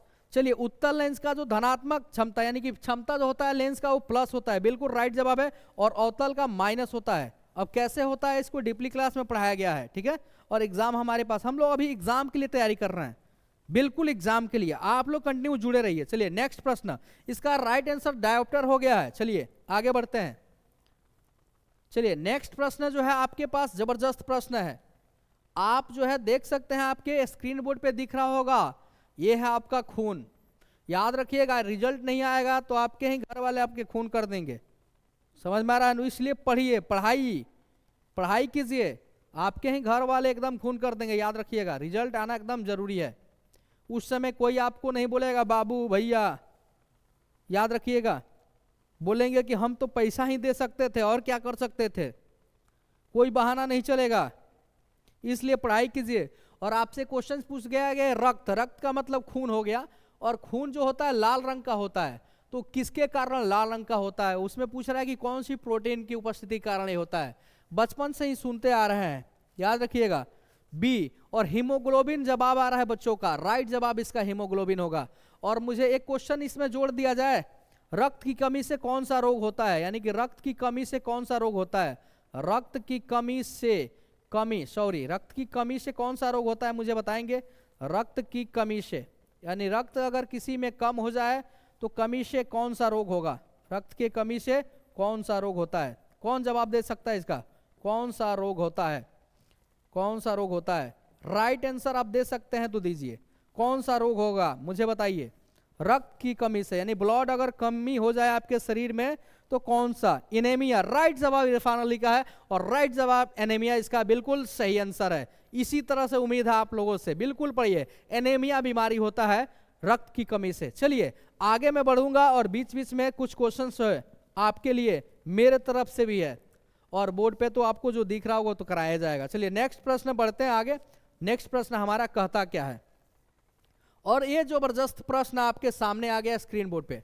अगला प्रश्न आप देख रहे होंगे, पेड़ पत्ते यहाँ दिख रहे हैं, समझ में आ रहा है आपको? ये सब कुछ है, यहाँ पे क्लोरोप्लास्ट भी लिख रहा है, यहाँ पे क्लोरोफिल भी लिख रहा है, इस तरह का फिगर आप देख सकते हैं। और आपसे सीधा प्रश्न पूछता रहा है कि बताइए क्लोरोफिल जो बनक है उसका रंग किस तरह का होता है? तो बचपन से ही पढ़ते आ रहे हैं कि क्लोरोफिल के कारण जो होते हैं पेड़ पौधे के पत्ते हरे होते हैं, ठीक है। लाइक करिए आप लोग, शेयर लाइक कीजिए, क्योंकि आप लोगों के लिए मेहनत हो रहा है। लाइक और शेयर बिल्कुल कीजिए, और उसका स्क्रीनशॉट लेके हमारे व्हाट्सएप कीजिए हमें, तब हमको विश्वास होगा। चलिए आगे बढ़ते हैं। इस तरह से आप देख सकते हैं क्लोरोफिल का रंग जो होगा वो कैसा होगा? हरा। लाइक बिल्कुल कीजिए, अच्छा लगे तो लाइक जरूर कीजिए। अच्छा लग रहा है नो, यस या नो जवाब देंगे? लाइक कीजिए, लाइक की संख्या कम है, बताइए समझ में आ रहा है आप लोगों को सबको? तो आ रहा था केवल आप लोगों का काम, थोड़ा बहुत हम लोगों को भी ऊर्जा दीजिए, लाइक करके थोड़ा सर को दिखा दीजिए तो कितना लाइक हो जा रहा है, एकदम फटाफट कीजिए, 2 मिनट में सब लोग लाइक कर दें, थोड़ा सा लाइक कीजिए ताकि ऊर्जा मिले हम लोगों को, ठीक है। अब अच्छा कर रहे हैं कि नहीं कर रहे हैं कैसे पता चलेगा? जितने बच्चे जुड़े हैं सब कोई लाइक पहले कर दे, उसके बाद आगे बढ़ाते हैं। लाइक कीजिए आप लोग क्लास को, अगर अच्छा न लगे तो भी मैसेज कर सकते हैं कि अच्छा नहीं लग रहा है, चलिए, नहीं तो लाइक कीजिए। आगे बढ़ते हैं, आप देख सकते हैं यहाँ पर राइट आंसर डी बिल्कुल सही है। आप लोग राइट आंसर दे रहे हैं लेकिन लाइक करने में कंजूसी। शाहिद बाबू यस सर, लाइक कीजिए। यस शाहिद बाबू लाइक कीजिए। चलिए आगे बढ़ते हैं, देखते हैं। कुछ होता नहीं है इससे, बट थोड़ा सा एनर्जी मिलता है। अगर अच्छा लगे तो लाइक कीजिए, नहीं लगे तो कंप्लेन कीजिए। चलिए आगे बढ़ते हैं। आप देख सकते हैं अगला क्वेश्चन यहाँ पूछ रहा है कि ग्लूकोज के जो है पूर्ण ऑक्सीकरण से हमें क्या मिलता है। ग्लूकोज का अगर पूर्ण ऑक्सीकरण हो जाए तो उससे क्या मुक्त होगा, क्या मिलेगा, समझ लीजिएगा। आपको मैं बता दूं ऑक्सीकरण का मतलब क्या, जिसमें ऑक्सीजन जुड़ जाए। हाँ, जिसमें ऑक्सीजन जुड़ जाए। आप देखे होंगे यहां से, आप देखेंगे ये आपका C6H12O6 आपका ग्लूकोज का जो रासायनिक सूत्र होता है उसमें कार्बन की संख्या यहाँ पे 6, हाइड्रोजन आपका 12 और यहाँ से ऑक्सीजन आपका 6। ये हो गया ग्लूकोज। मुझे बताइए ग्लूकोज हो गया आपका, क्या हो गया, ग्लूकोज। और मुझे बताइए ग्लूकोज हो गया। ये ऑक्सीकरण करने के लिए जिसमें ऑक्सीजन जुड़ता है उसी का ऑक्सीकरण होता है। तो जैसे आप यहाँ पे 6H12 और O6 में आप जोड़ेंगे ऑक्सीजन तो इसका होगा पूर्ण ऑक्सीकरण। और पूर्ण ऑक्सीकरण जब होगा तो वहाँ ऊर्जा निकलेगा, याद रखिएगा क्या निकलेगा, ऊर्जा। और वहाँ से निकलेगा CO2 भी निकलेगा, वहाँ से जल भी निकलेगा, याद रखिएगा। बैलेंस तो आप कर लेंगे, बैलेंस मैं नहीं कर रहा हूँ, आपको समझा दे रहा हूँ कि हाँ पूर्ण ऑक्सीकरण करने के लिए क्या निकलेगा। और बैलेंस यहाँ करके लिखा भी आप समझ सकते हैं, ठीक है। तो यहाँ से आप चीज़ों को समझ सकते हैं। तो क्या क्या निकला जब पूर्ण ऑक्सीकरण हुआ, तो ऊर्जा भी निकला, कार्बन डाइऑक्साइड भी निकला और जल भी निकला, ठीक है।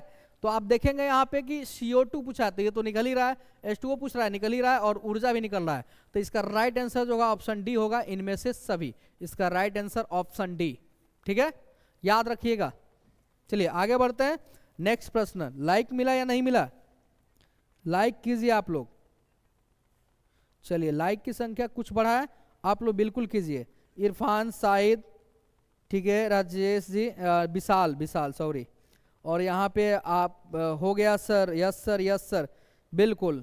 देखिए क्या होगा ना कि एनर्जी बनना रहता है, जितना चाहिएगा उतना मेहनत हम लोग करेंगे और अच्छा लगता है। आप लोग कंटिन्यू लाइक बनाते रहिए, और लाइक मांगने से नहीं बट काम देख के आप दीजिए, क्योंकि काम तो उस लाइक किया जा रहा है। चलिए आगे बढ़ते हैं और शेयर कीजिए वीडियो को, क्योंकि अभी जो है संख्या बहुत कम है, जुड़े कम लोग हैं। चलिए आगे बढ़ते हैं और अगला प्रश्न हम देखते हैं कि अगला प्रश्न हमारा क्या कर रहा है। अगला प्रश्न आपके सामने, अगला प्रश्न आपके सामने है और अगला प्रश्न कहा रहा है यहाँ पे कि निम्न में से किस रंग की प्रकाश किरण जो है प्रकाश संश्लेषण के लिए सबसे ज्यादा प्रभावी होता है। तो आप देख सकते हैं सबसे ज्यादा प्रभावी क्या होगा यहाँ पे, तो सबसे ज्यादा प्रभावी जो होगा आपका वो लाल रंग होता है। चलिए आगे बढ़ते हैं। सूर्य की प्रकाश, सूर्य की प्रकाश इसका राइट आंसर हो जाएगा। और इसी के साथ अगला प्रश्न आप देखेंगे, अगला प्रश्न क्या है, कोशिका झिल्ली। नेक्स्ट आ गया क्वेश्चन कोशिका झिल्ली। आप देख सकते हैं इस तरह का यहाँ सिंबल बताया गया है, ठीक है। ये जंतु का कोशिका वगैरह दे दिया गया है। चलिए हम लोग देखते हैं यहाँ पे कि कोशिका झिल्ली जो होती है वो किस प्रकार की झिल्ली होती है। तो कोशिका झिल्ली जो होती है अर्धपरागम्य झिल्ली होती है। इसका राइट आंसर ऑप्शन सी होगा, ठीक है। इसका राइट आंसर ऑप्शन सी होगा। आप लोग जवाब दीजिए, कमेंट करते जाइएगा, मजा आएगा, ठीक है, बिल्कुल। 20-21 में बताइए, 20 का आप लोग बोल रहे हैं, 21 का। चलिए नेक्स्ट क्वेश्चन है यहाँ पे, और नेक्स्ट क्वेश्चन आप देखेंगे यहाँ पे कि आपके पास स्क्रीन बोर्ड पे आ गया क्वेश्चन, और आपसे पूछ रहा है कि किसी जीव की जो होती है जीनी संरचना, जीनी संरचना जो होती है वो क्या कहलाती है। तो देखिए नाम में ही काम छिपा है, यहीं पे बोल दिया है जीनी, जीनी से आ गया जीनोटाइप, जीनी से क्या आ गया यहाँ पे, जीनोटाइप। तो इसका राइट आंसर होगा वो जीनोटाइप होगा। क्या होगा इसका राइट आंसर, जीनोटाइप होगा। नेक्स्ट प्रश्न देखते हैं, अगला प्रश्न क्या है आपका। और अगला प्रश्न जो है यहाँ पे आप देख सकते हैं एटीपी, और एटीपी का फुल फॉर्म पूछ दिया आपसे। एटीपी का मतलब क्या होता है पूरा, तो ये होता है एडिनोसिन ट्राइफॉस्फेट। इसका राइट आंसर होगा option C, right answer option C, adenosine triphosphate, ठीक है। इस तरह से जो है आप इसको कर सकते हैं। नेक्स्ट प्रश्न आगे देखते हैं, अगला प्रश्न क्या है। और अगला प्रश्न जो है आपके एग्जाम के लिए बिल्कुल इंपॉर्टेंट है, बीबीआई है, आपसे जरूर पूछा जाएगा इस तरह का प्रश्न। चलिए इसका बताइए आंसर क्या होगा, इसका आंसर आप बताइए क्या होगा। चलिए बच्चे जो है स्क्रीनशॉट करके वीडियो भी भेज रहे हैं। और 61 किसका नंबर है लास्ट में, अच्छा इरफान अली, बिल्कुल राइट। चलिए आप लोगों पे विश्वास है, बिल्कुल आप लोग काम कीजिए। चलिए आगे बढ़ते हैं और देखते हैं यहाँ पे अगला प्रश्न हमारा क्या है। और अगला प्रश्न आप देखेंगे इसका जवाब देंगे, हीरे का पूर्णांक क्या होता है। हीरे का अपूर्णांक क्या होता है? हीरे का अपूर्णांक 23 का ऑप्शन जो है सी आप लोग बोल रहे हैं, और इसका राइट आंसर जो है वो सी ही होगा। इस तरह से आपका प्रश्न जो है बिल्कुल आपने राइट आंसर दिया है हीरे का। और आपको मैं बता दूं, हीरा जो होता है दुनिया का सबसे कठोर पदार्थ होता है, ठीक है, दुनिया का सबसे कठोर पदार्थ हीरा होता है। और अपूर्णांक अधिक होने का मतलब इसमें प्रकाश की चाल कम होगी, याद रखिएगा। जिसका अपूर्णांक जितना ज्यादा उसमें प्रकाश की चाल उतना ही कम, याद रखिएगा। बिल्कुल right answer, sorry right answer D, right answer इसका 2.42 होता है। चलिए ठीक है, और हीरे का यूज हम लोग शीशा काटने में भी करते हैं। चलिए बिल्कुल राइट जवाब है इसका डी, 2.42। नेक्स्ट बढ़ते हैं आगे और देखते हैं अगला प्रश्न क्या है। और यहाँ अगला प्रश्न जो है आपके सामने है। अगला प्रश्न आप देखेंगे ये ह्यूमन का और ये बिल्ली का। तो आप देखेंगे यहाँ भी मनुष्य बोला है, बिल्ली बोला है और चमगादड़, यहाँ पे आपका आ गया चमगादड़ वगैरह। तो आप देखेंगे इसका जो है ये सब जो बनाया गया है यहाँ पे एक जैसा दिखने में दिखाई दे रहा है, एक जैसा ही है। तो एक जैसा जो दिखाई दे रहा है तो एक जैसा को हम क्या बोलेंगे? ये जो है यहाँ पूछ रहा है मनुष्य, बिल्ली तथा चमगादड़ के जो अग्रपाद होते हैं वो किस तरह के होते हैं? तो एक जैसा का मतलब हो गया कि समजात अंग है, एक समान अंग है, ये समजात अंग है। कैसा अंग है? समजात अंग है। चलिए 25 का ए राइट जवाब बिल्कुल सही है आप लोगों का आंसर। आगे बढ़ते हैं, शेयर कर दीजिए अपने ग्रुप वगैरह में ताकि सबके पास पहुंच जाए। और यहाँ पे देखेंगे एक प्रश्न आपके पास आ गया सबसे इंपॉर्टेंट। मुझे बताइए कि जो आपका ये अवतल दर्पण होता है, यहाँ पे अवतल दर्पण में आवर्धित का मतलब बड़ा और काल्पनिक का मतलब हो गया सीधा। उसका जो बड़ा और सीधा प्रतिबिंब बनाने के लिए हम वस्तु को कहाँ रखेंगे? तो आप देखेंगे अवतल दर्पण का मतलब ये दर्पण हो गया आपका अवतल, ठीक है। आप इसको यहाँ से कर दिए कलर, और आपका जो है ये वाला होता है ध्रुव, डीपली आपको पढ़ाया गया होगा। यहाँ से आप बढ़ा दिए, ये होता है मुख्य फोकस, याद रखेंगे, और ये इसका केंद्र। यहाँ से आप कहाँ रखेंगे इसके बीच में वस्तु को, ये पूछ रहा है। ये होता है ध्रुव। तो मुझे बताइए मुख्य फोकस और ध्रुव के बीच में अगर किसी वस्तु को रखते हैं तभी तो सीधा बनेगा। इस लाइन के ऊपर बनने का मतलब सीधा। आपको पता होगा कि अगर प्रधान अक्ष ये होता है सीधा वाला लाइन, प्रधान अक्ष के समांतर अगर कोई किरण आ रही है, आपतित किरण, तो टकराने के बाद मुख्य फोकस से निकल जाती है, मुख्य फोकस से वो निकल जाती है, ठीक है, मुख्य फोकस से निकल जाती है ये। लेकिन इसको जाना चाहिए था ऐसे, ठीक है, पीछे हो जाएगा। और यहाँ से आप देखेंगे फिर कि एक जो है आपका ये सी है, सी से जो जाता है वो सी पे ही वापस हो जाता है यहाँ से। तो ये टकराएगा यहाँ से और इसे सी पे वापस होना चाहिए। तो इस तरह से ये भी आगे जाएगा और ये भी बढ़ेगा दोनों, और जाके ये किवे मिल गया, यहाँ पे ये बन गया इमेज। तो ये वस्तु देखो इतना छोटा था और इसका इतना बड़ा बन गया इमेज, इमेज ये बन गया। तो लाइन के ऊपर बना है तो इसका मतलब सीधा है।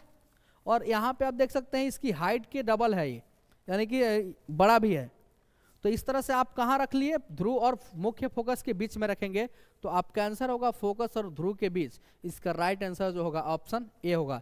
इसमें 6 कंडीशन होता है, आप क्लास में पढ़े होंगे। चलिए नेक्स्ट बढ़ते हैं आगे और अगले प्रश्न की ओर बढ़ते हैं। अगला प्रश्न हमारा क्या कह रहा है, और सबसे जबरदस्त प्रश्न यहाँ पे आ गया आपके पास यहाँ से कि ये जो है सनलाइट आपका, ठीक है, श्वेत प्रकाश की बात कर रहा है, और यहाँ दे दिया प्रिज्म। आप देखे होंगे श्वेत प्रकाश को जब किसी प्रिज्म से गुजारा जाता है तो श्वेत प्रकाश जो होता है 7 रंगों के मिश्रण से बना होता है, और ये अपने 7 रंगों में कट जाता है। याद रखिएगा ऊपर जो है लाल रंग दिखाने का अर्थ हुआ कि इसका तरंग धैर्य कम होता, सबसे ज्यादा होता है, और जिसका तरंग धैर्य ज्यादा होता है वो कम मुड़ता है, याद रखिएगा। तो यहाँ पे आप देखेंगे 7 रंग अलग अलग मिल गए आपको, 7 रंग अलग मिल गए। तो श्वेत प्रकाश होता है 7 रंगों का मिलता है। कौन कौन सा रंग मिलते हैं याद करने का कुछ ट्रिक देख सकते हैं आप। इसे बोल सकते हैं बैजानी हॉपीनाला। क्या बोल सकते हैं? बैजानी हॉपीनाला, हॉपीनाला, याद रखिएगा। इस ट्रिक को याद रखेंगे तो आपसे एग्जाम में पूछा सकता है कि श्वेत प्रकाश को जो है जब हम प्रिज्म से गुजारते हैं तो कितने रंगों में विभक्त होता है, तो आप बोल देंगे 7, ठीक है। लेकिन कौन कौन से रंग, तो याद रखिएगा बैजानी हॉपीनाला। और बैजानी हॉपीनाला से आपको यहाँ पे समझाने का प्रयास मैं करूंगा कि आप देखेंगे बी, यहाँ पे बी आपका बै दिया है, तो बै का मतलब बैगनी यहां से हो गया, ठीक है। जा मतलब जामुनी हो गया, तो आप यहां से बोल सकते हैं कि बैगनी, ठीक है। फिर बोल सकते हैं आप जामुनी, ठीक है, कलर का नाम लिख सकते हैं। नी का मतलब यहां से नीला, ठीक है, समझ में आ रहा है। ह से हरा, इस तरह से आप नाम लिख सकते हैं, ठीक है, सारे कलर का नाम लिख सकते हैं। पीला, और यहाँ से आप देख रहे हैं नारंगी और लाल। तो आप नाम जान सकते हैं कि वो सातों कलर कौन कौन है, ठीक है। लेकिन यहाँ से इसका सतह के बारे में हमसे पूछा गया है। तो प्रिज्म में जो होते हैं वो कुल 5 सतहें होती है। कितनी सतह होती है इसमें? 5। कुल सतहों की संख्या जो होती है इसमें, वो सतहें होती है 5। कितनी सतह होती है? 5। याद रखिएगा 5 सतह होती है। लेकिन याद रखेंगे यहाँ पे 5 सतह होती है और ट्रेंगल होता है इसमें। ट्रेंगुलकार जो सतह होती है, त्रिभुजकार, वो 2 गो होती है। ट्रेंगुलर वाला 2 गो और 3 गो होता है आपका रेक्टेंगुलर वाला। याद रखिएगा, रेक्टेंगुलर 3 और ट्रेंगुलर 2, यानी दोनों मिला के 5 सतह होती है। कितनी सतह होती है? 5। तो आप ट्रेंगल जो होते हैं, ट्रेंगुलर सतह इसमें होती है 2 और रेक्टेंगुलर सतह होती है आपका, वो होती है 3। इस तरह से टोटल इसमें 5 सतहें पाई जाती है, ठीक है, याद रखिएगा। तो जब भी श्वेत प्रकाश को हम किसी प्रिज्म से गुजारेंगे तो वहां पे क्या हो जाएगा? वो 7 रंगों में टूट जाएगा। और ऑप्शन पूछता है कि बताइए जब ये श्वेत प्रकाश को किसी प्रिज्म से गुजारते हैं तो किस किरण का झुकाव सबसे कम होता है? तो लाल का। याद रखिएगा, लाल का। क्यों? क्योंकि उसका तरंग दैर्घ्य सबसे अधिक होता है, ठीक है। और सबसे बताइए अधिक होने के कारण, और सबसे ज्यादा किसका होता है? तो बैगनी का, ठीक है। आगे बढ़ते हैं। राइट, बिल्कुल इसका ऑप्शन सी राइट जवाब होगा। और ऑप्शन सी क्यों होगा? क्योंकि ऑप्शन देख सकते हैं यहाँ पे कि इसमें 5 सतहें पाई जाती है, ठीक है। और मैंने ये भी बताया कि किस तरह की सतहें पाई जाती है। चलिए आगे बढ़ते हैं, अगले प्रश्न को देखते हैं। और अगला प्रश्न जो है बहुत जबरदस्त फिगर के साथ आप समझ सकते हैं। ये आपके दांत हैं। क्या है? आपके दांत। याद रखिएगा, दांत में आप देखेंगे व्हाइट व्हाइट ये जो दिखता है ऊपर, ये होता है आपका क्या? तो इनेमल। क्या होता है ये? इनेमल। यहाँ पे आप देख सकते हैं लिखा है इनेमल, ठीक है। और आपके शरीर का सबसे कठोर पदार्थ होता है इनेमल। सबसे कठोर हार्डनेस पार्ट होता है इनेमल। और आप देख सकते हैं व्हाइट वाला जो होता है दांत के ऊपर, ये होता है इनेमल। याद रखिएगा। और यही चीज हमसे पूछा है कि दांत का जो कठोरतम भाग है वो क्या कहलाता है? तो आपका राइट आंसर होगा इनेमल, जो ऑप्शन बी में है। और इसका राइट आंसर ऑप्शन बी होगा। कितने लोगों ने सही जवाब दिया? 28 का बी, बिल्कुल सबका सही है। आप आगे बढ़ते जाइए। चलिए और आते हैं हम लोग यहाँ से। आप देखे होंगे इस फिगर को देखने के बाद कुछ याद आता होगा आपको। ये है आपका, देख रहे हैं यहाँ पे, यहाँ ये है आपका, देख लेंगे यहाँ से थायराइड हार्मोन्स की बातें क्या है। थायराइड देखिए पूछा गया है थायरॉक्सिन हार्मोन के संश्लेषण में किसका होना आवश्यक होता है। पहले के जमाने के लोगों को आप देखे होंगे कि इसमें यहाँ पे बड़ा बड़ा घेंग होता था नट्टी के पास। सोचिए कि आज के ज़माने में अगर हो जाए तो बड़ा दिक्कत होगा। घेंगा रोग आप लोग सुने होंगे, आजकल नहीं देखने को मिल रहा है। क्या रीज़न है, कोई बताएगा? तो घेंगा रोग जो होता था, आप याद रखिएगा क्यों होता था। तो गांव के लोगों का कहना है कि इनार के पानी पीने से होता था। ऐसा कुछ है नहीं, बट आगे समझिएगा, ऐसा कुछ नहीं है। घेंगा रोग किसके कमी से होता है, कौन बताएगा? घेंगा रोग किसके कमी से होता है, कौन बताएगा? तो हमारा जवाब होगा घेंगा रोग जो होता है वो आयोडीन की कमी से था। और पहले के नमक में आयोडीन था नहीं।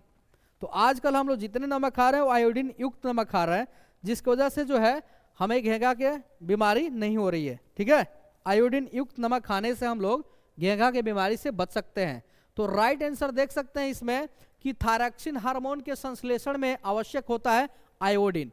आयोडीन नमक खाने से घेंगा की बीमारी नहीं होगी, ठीक है। इसके संश्लेषण में आयोडीन की जरूरत है, याद रखिएगा। तो आयोडीन नमक खाइए और घेंगा मुक्त बन जाइए। घेंगा याद रखिए, किसी का कितना अजब लगता होगा जी, घेंग के आगे एकदम 1 kg का इस तरह से लटका के चलना अजीब लगता होगा, ठीक है। बताइए संभव है 5 kg गर्दन में लटका के चलना? चलिए आगे बढ़ते हैं। इसलिए आयोडीन नमक का यूज कीजिए और घेंगा से बचते जाइए। अगला प्रश्न जो है वो आपके सामने सबसे इंपॉर्टेंट, यहां पे पूछ रहा है कि पृथ्वी जो है आपका, पृथ्वी का ऊर्जा का मुख्य स्रोत क्या है। इस पृथ्वी पर जो है ऊर्जा का मुख्य स्रोत क्या है? आप देखे होंगे सूर्य। सूर्य जो है, सूर्य देखिए लाइट जो है आपके घर में विद्युत, वो आपको प्रकाश देता है। तो आप देखे होंगे उसके लिए आपको पैसा देना पड़ता है, ठीक है। और कुछ समय के लिए देखते हैं कटता भी है। लेकिन आज बहुत दिनों से सूर्य जो है हमें प्रकाश दे रहा है। और प्रकाश क्या है? एक तरह का ऊर्जा है। तो बताइए सूर्य क्या है हमारा, कितनी बड़ी संख्या में पूरे वर्ल्ड को दे रहा है ये सूर्य प्रकाश? तो यहाँ कोयला, लकड़ी, पानी, सूर्य बोला है। तो पृथ्वी का ऊर्जा का मुख्य स्रोत की बात करें तो वो सूर्य है, मुख्य स्रोत की बात, ठीक है, सूर्य है जो हमें जो है फ्री में दे रहा है। और इसी वजह से सूर्य देवता हम मानते हैं और इनकी पूजा भी करते हैं, क्योंकि सूर्य प्रकाश देता है और प्रकाश से प्रकार का ऊर्जा होता है, ठीक है। आगे बढ़ते हैं और देखते हैं अगला प्रश्न हमारा क्या है। और अगला प्रश्न देखिए, डायग्राम के माध्यम से आपको समझाएंगे। यहां पे आप देख रहे हैं ऊर्जा का स्रोत के बारे में बात किया गया है, सोर्सेस ऑफ एनर्जी। और आपसे पूछा गया है यहाँ पे नवीकरणीय ऊर्जा स्रोत और अनवीकरणीय ऊर्जा स्रोत के बारे में बताया गया है, ठीक है।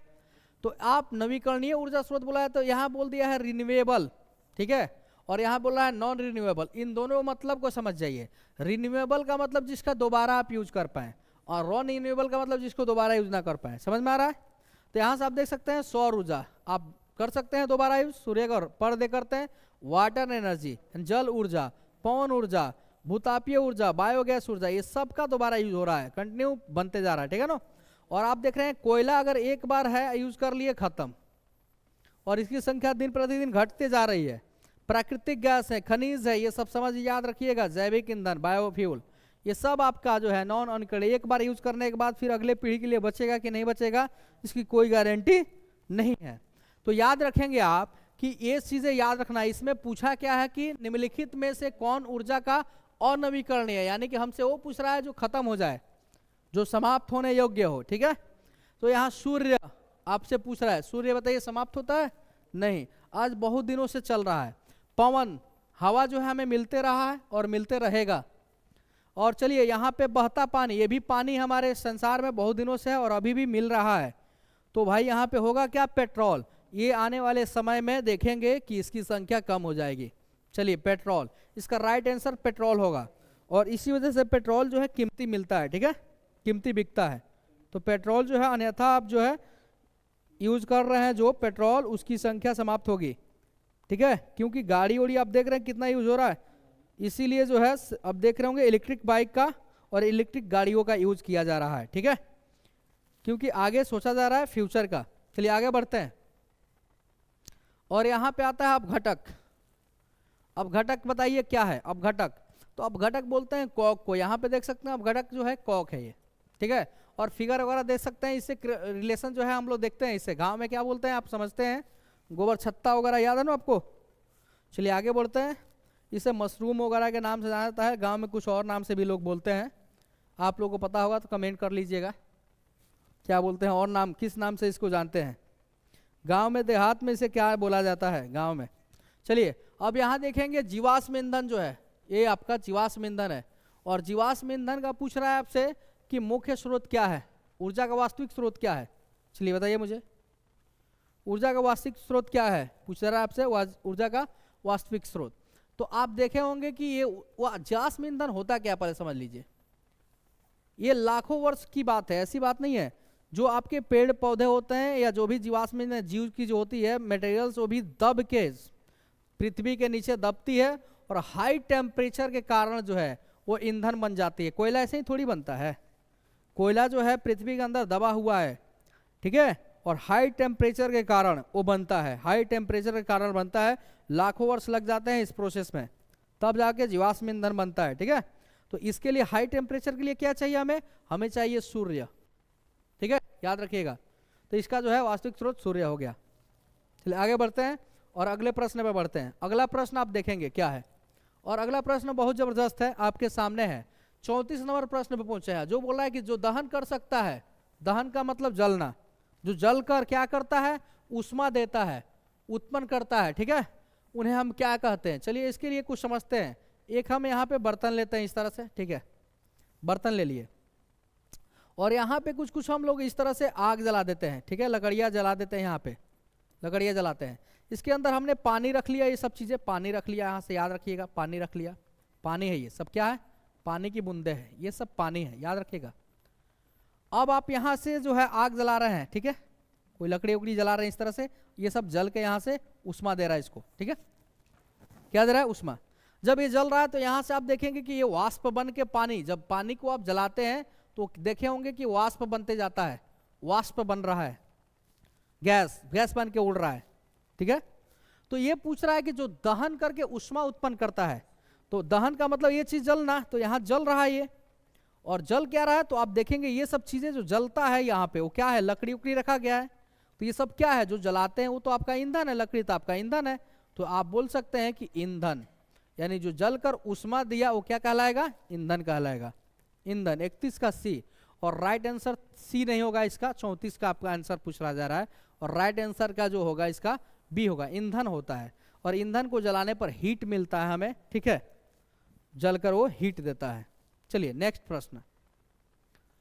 और आपको अभी बताया गया था यहाँ पे हीरा जो होता है वो क्या होता है, प्राकृतिक का, नेचुरल का सबसे हार्डनेस पदार्थ है।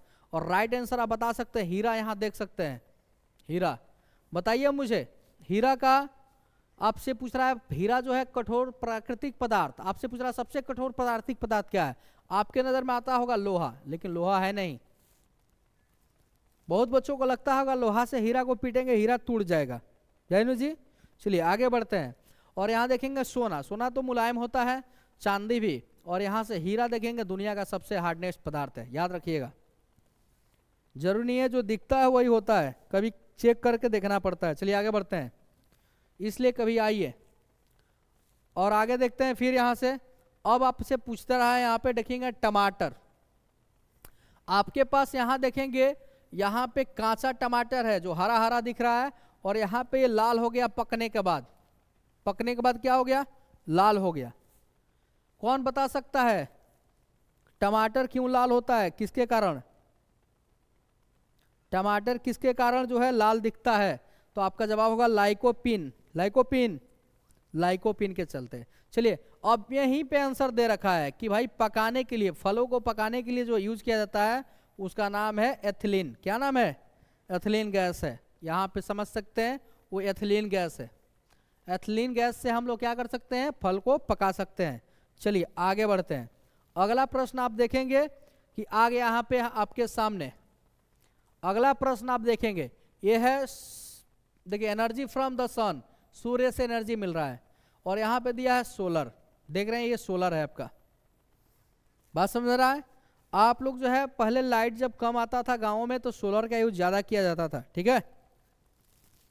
तो यहाँ पे आप देखेंगे कि आपसे पूछ रहा है सौर ऊर्जा के सीधे विद्युत में बदलने वाली युक्ति को क्या कहते हैं। तो आप देखे होंगे डायरेक्टली छोटा सा आप सोलर रख के ऊपर से, और सूर्य के ऊपर से आपको सूर्य मिलता था डायरेक्टली, उससे हम लोग पंखा उंखा यूज कर लेते थे डायरेक्टली, कोई बैटरी वोटरी न रखते थे तब फिर भी यूज कर लेते थे।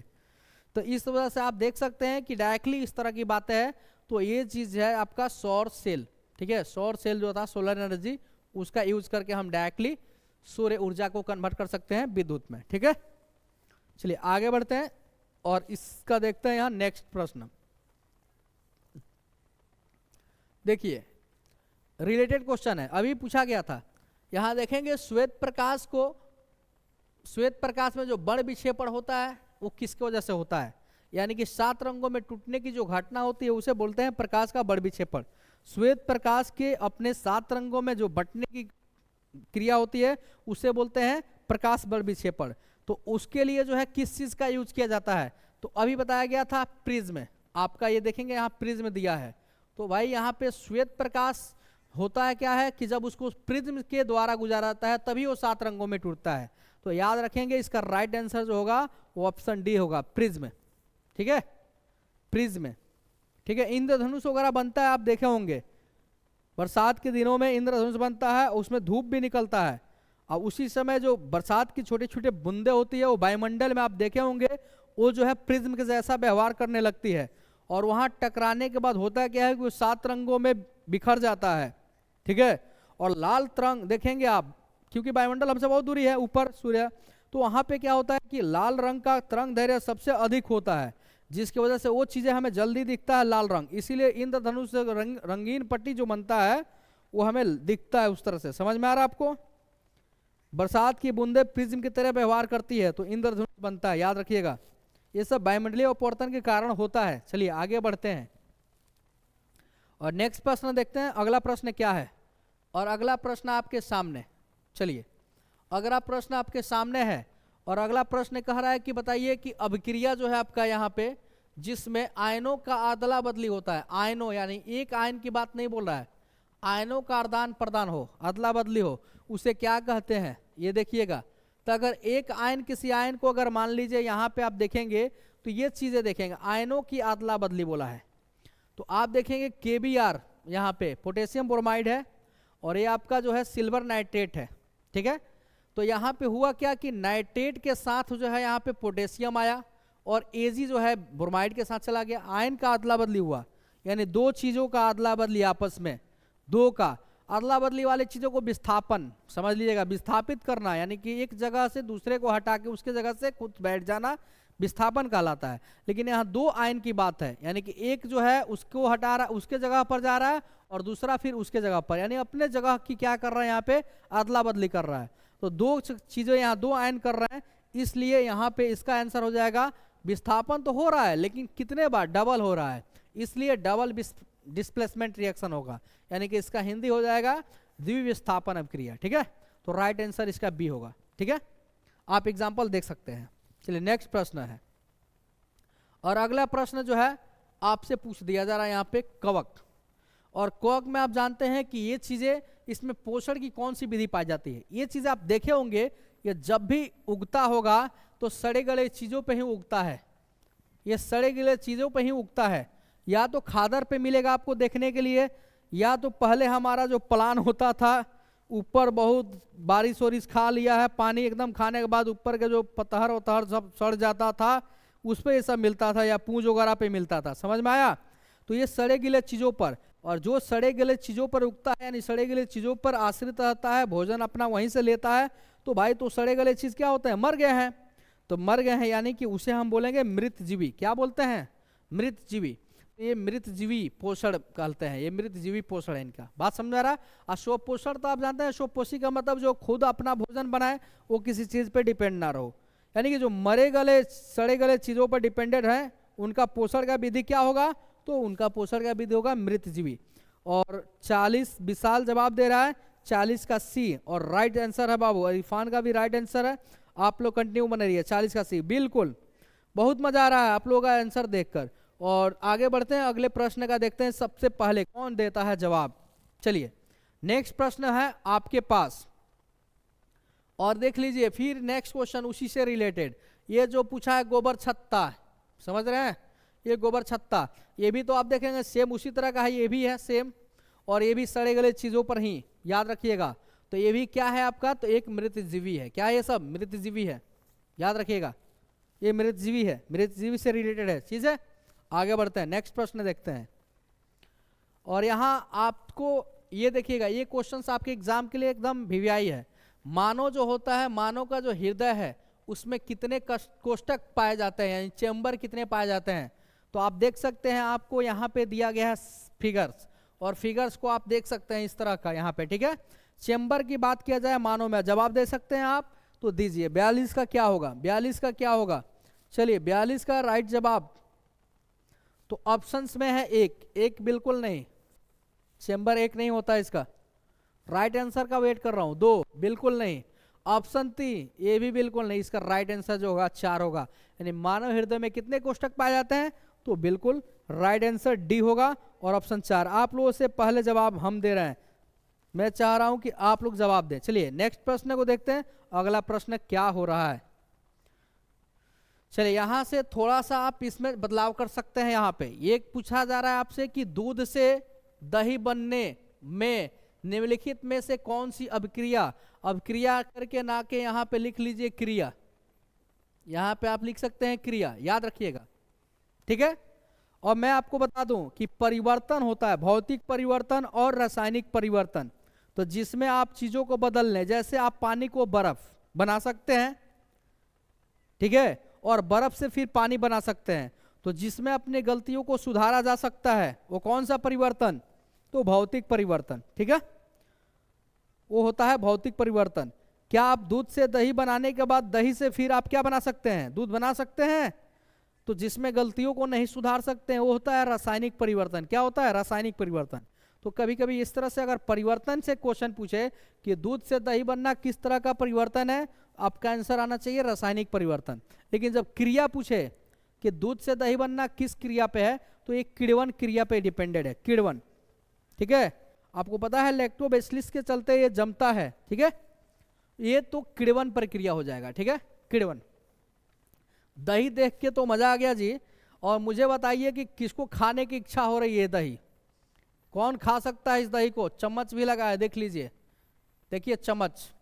और बहुत जल्द आ रहा है जनवरी, और जनवरी में खिचड़ी, और खिचड़ी का फेमस चीज है दही चिवड़ा, याद रखेंगे। तो दही खाने का मन किसको किसको खाना है कमेंट करें। ठीक है, फिर आपको पार्सल किया जाएगा बंद करके। आगे बढ़ते हैं, दही किसको खाना है, पार्सल कर दिया जाएगा यहाँ से। चलिए आगे बढ़ते हैं। और आप देखेंगे यहाँ पे कि ये दिया गया है उत्तल लेंस और अवतल लेंस। उत्तल लेंस का मतलब देखिएगा किनारे पर पतला बीच में मोटा। जिस लेंस का किनारे पर पतला और बीच में मोटा होता है उसे उत्तल लेंस। और आप देखेंगे यहाँ पे कि जब बीच में पतला किनारे पर मोटा हो तो अवतल लेंस, याद रखिएगा। तो इस लेंस को देखिएगा आप कि इसमें अगर प्रकाश को आप भेज रहे हैं, ठीक है, तो ये क्या करता है, यहाँ से मोड़ देता है प्रकाश को इकट्ठा, यहाँ करके यहाँ से मोड़ के इकट्ठा कर लेता है। ठीक है, यहाँ से यहाँ इकट्ठा कर लेगा। तो जो प्रकाश को इकट्ठा किया इसका मतलब क्या हुआ, कन्वर्जिंग लेंस, वो कन्वर्ज कर रहा है। तो कन्वर्जिंग लेंस को हिंदी, कन्वर्जिंग का होता है अभिसारी, कन्वर्जिंग लेंस का इंग्लिश हो गया यहाँ पे हिंदी अभिसारी लेंस। तो उत्तल लेंस को आप कहते हैं अभिसारी, क्योंकि यहाँ से देखेंगे ये सब है और अभी जो है ये सारी जाकर एक जगह मिल गई, तो अभिसारी लेंस कहलाएगा। जो लेंस प्रकाश को एक जगह इकट्ठा करता है अभिसारी लेंस। ठीक है, और इसमें देखेंगे कि ये प्रकाश को क्या किया, डाइवर्जिंग कर दिया, यानी दूर दूर फेंक दिया, तो ये होता है डाइवर्जिंग। यानी अवतल लेंस को आप बोल सकते हैं अपसारी, यानी अप मतलब कि ऊपर, यानी प्रकाशों को फैला दिया। ठीक है, तो आपसे प्रश्न पूछा है कि यहाँ आप देख सकते हैं किस लेंस को अपसारी लेंस कहते हैं, और यहाँ फिगर में ही दिखा दिया कि अवतल को अपसारी लेंस कहते हैं। तो इसका राइट आंसर क्या होगा, अवतल। ठीक है, तो अवतल लेंस इसका राइट आंसर होगा। कंफ्यूजन के लिए देखेंगे इसमें उत्तल लेंस अवतल लेंस दोनों दिया है, बिल्कुल नहीं होगा, याद रखिएगा। और बाइफोकल लेंस तो होगा ही नहीं, और उत्तल लेंस तो भाई उत्तल लेंस को अभिसारी लेंस बोलते हैं। इसका राइट आंसर ऑप्शन ए। चलिए आगे बढ़ते हैं। चलिए 43 का बी आप लोग बोल रहे हैं, हम 44 में पहुंच गए, आगे बढ़ते हैं। चलिए अगला प्रश्न आप देखेंगे, और अगले प्रश्न में आप देखेंगे कि अगला प्रश्न है 45 नंबर, और प्रश्न पूछा जा रहा है कि दृश्य प्रकाश में जो है किस बण का तरंग दैर्घ्य सबसे अधिक होता है। तो तरंग दैर्घ्य का मतलब आप समझ लीजिए, तरंग दैर्घ्य अधिक होने की वजह से प्रकाश क्या होता है, कम फैलता है। ठीक है, तो यहाँ पे आप देखेंगे तरंग दैर्घ्य अधिक की बात पूछा है, अधिक। यहाँ पे आप देखेंगे लाल आपको ज्यादा दिख रहा होगा, तो तरंग दैर्घ्य लाल का अधिक होता है, लाल रंग का तरंग दैर्घ्य अधिक होता है। और यहाँ से आप देखेंगे बैगनी का सबसे कम होता है। प्लीज सर क्वेश्चन नहीं दिख रहा है, क्वेश्चन नहीं दिख रहा है, शाहिद बाबू क्वेश्चन नहीं दिख रहा है क्या? क्वेश्चन है दृश्य प्रकाश में किस बण का तरंग दैर्घ्य अधिकतम होता है। तो आपका आंसर होगा लाल रंग जो होता है उसका तरंग दैर्घ्य सबसे अधिक होता है।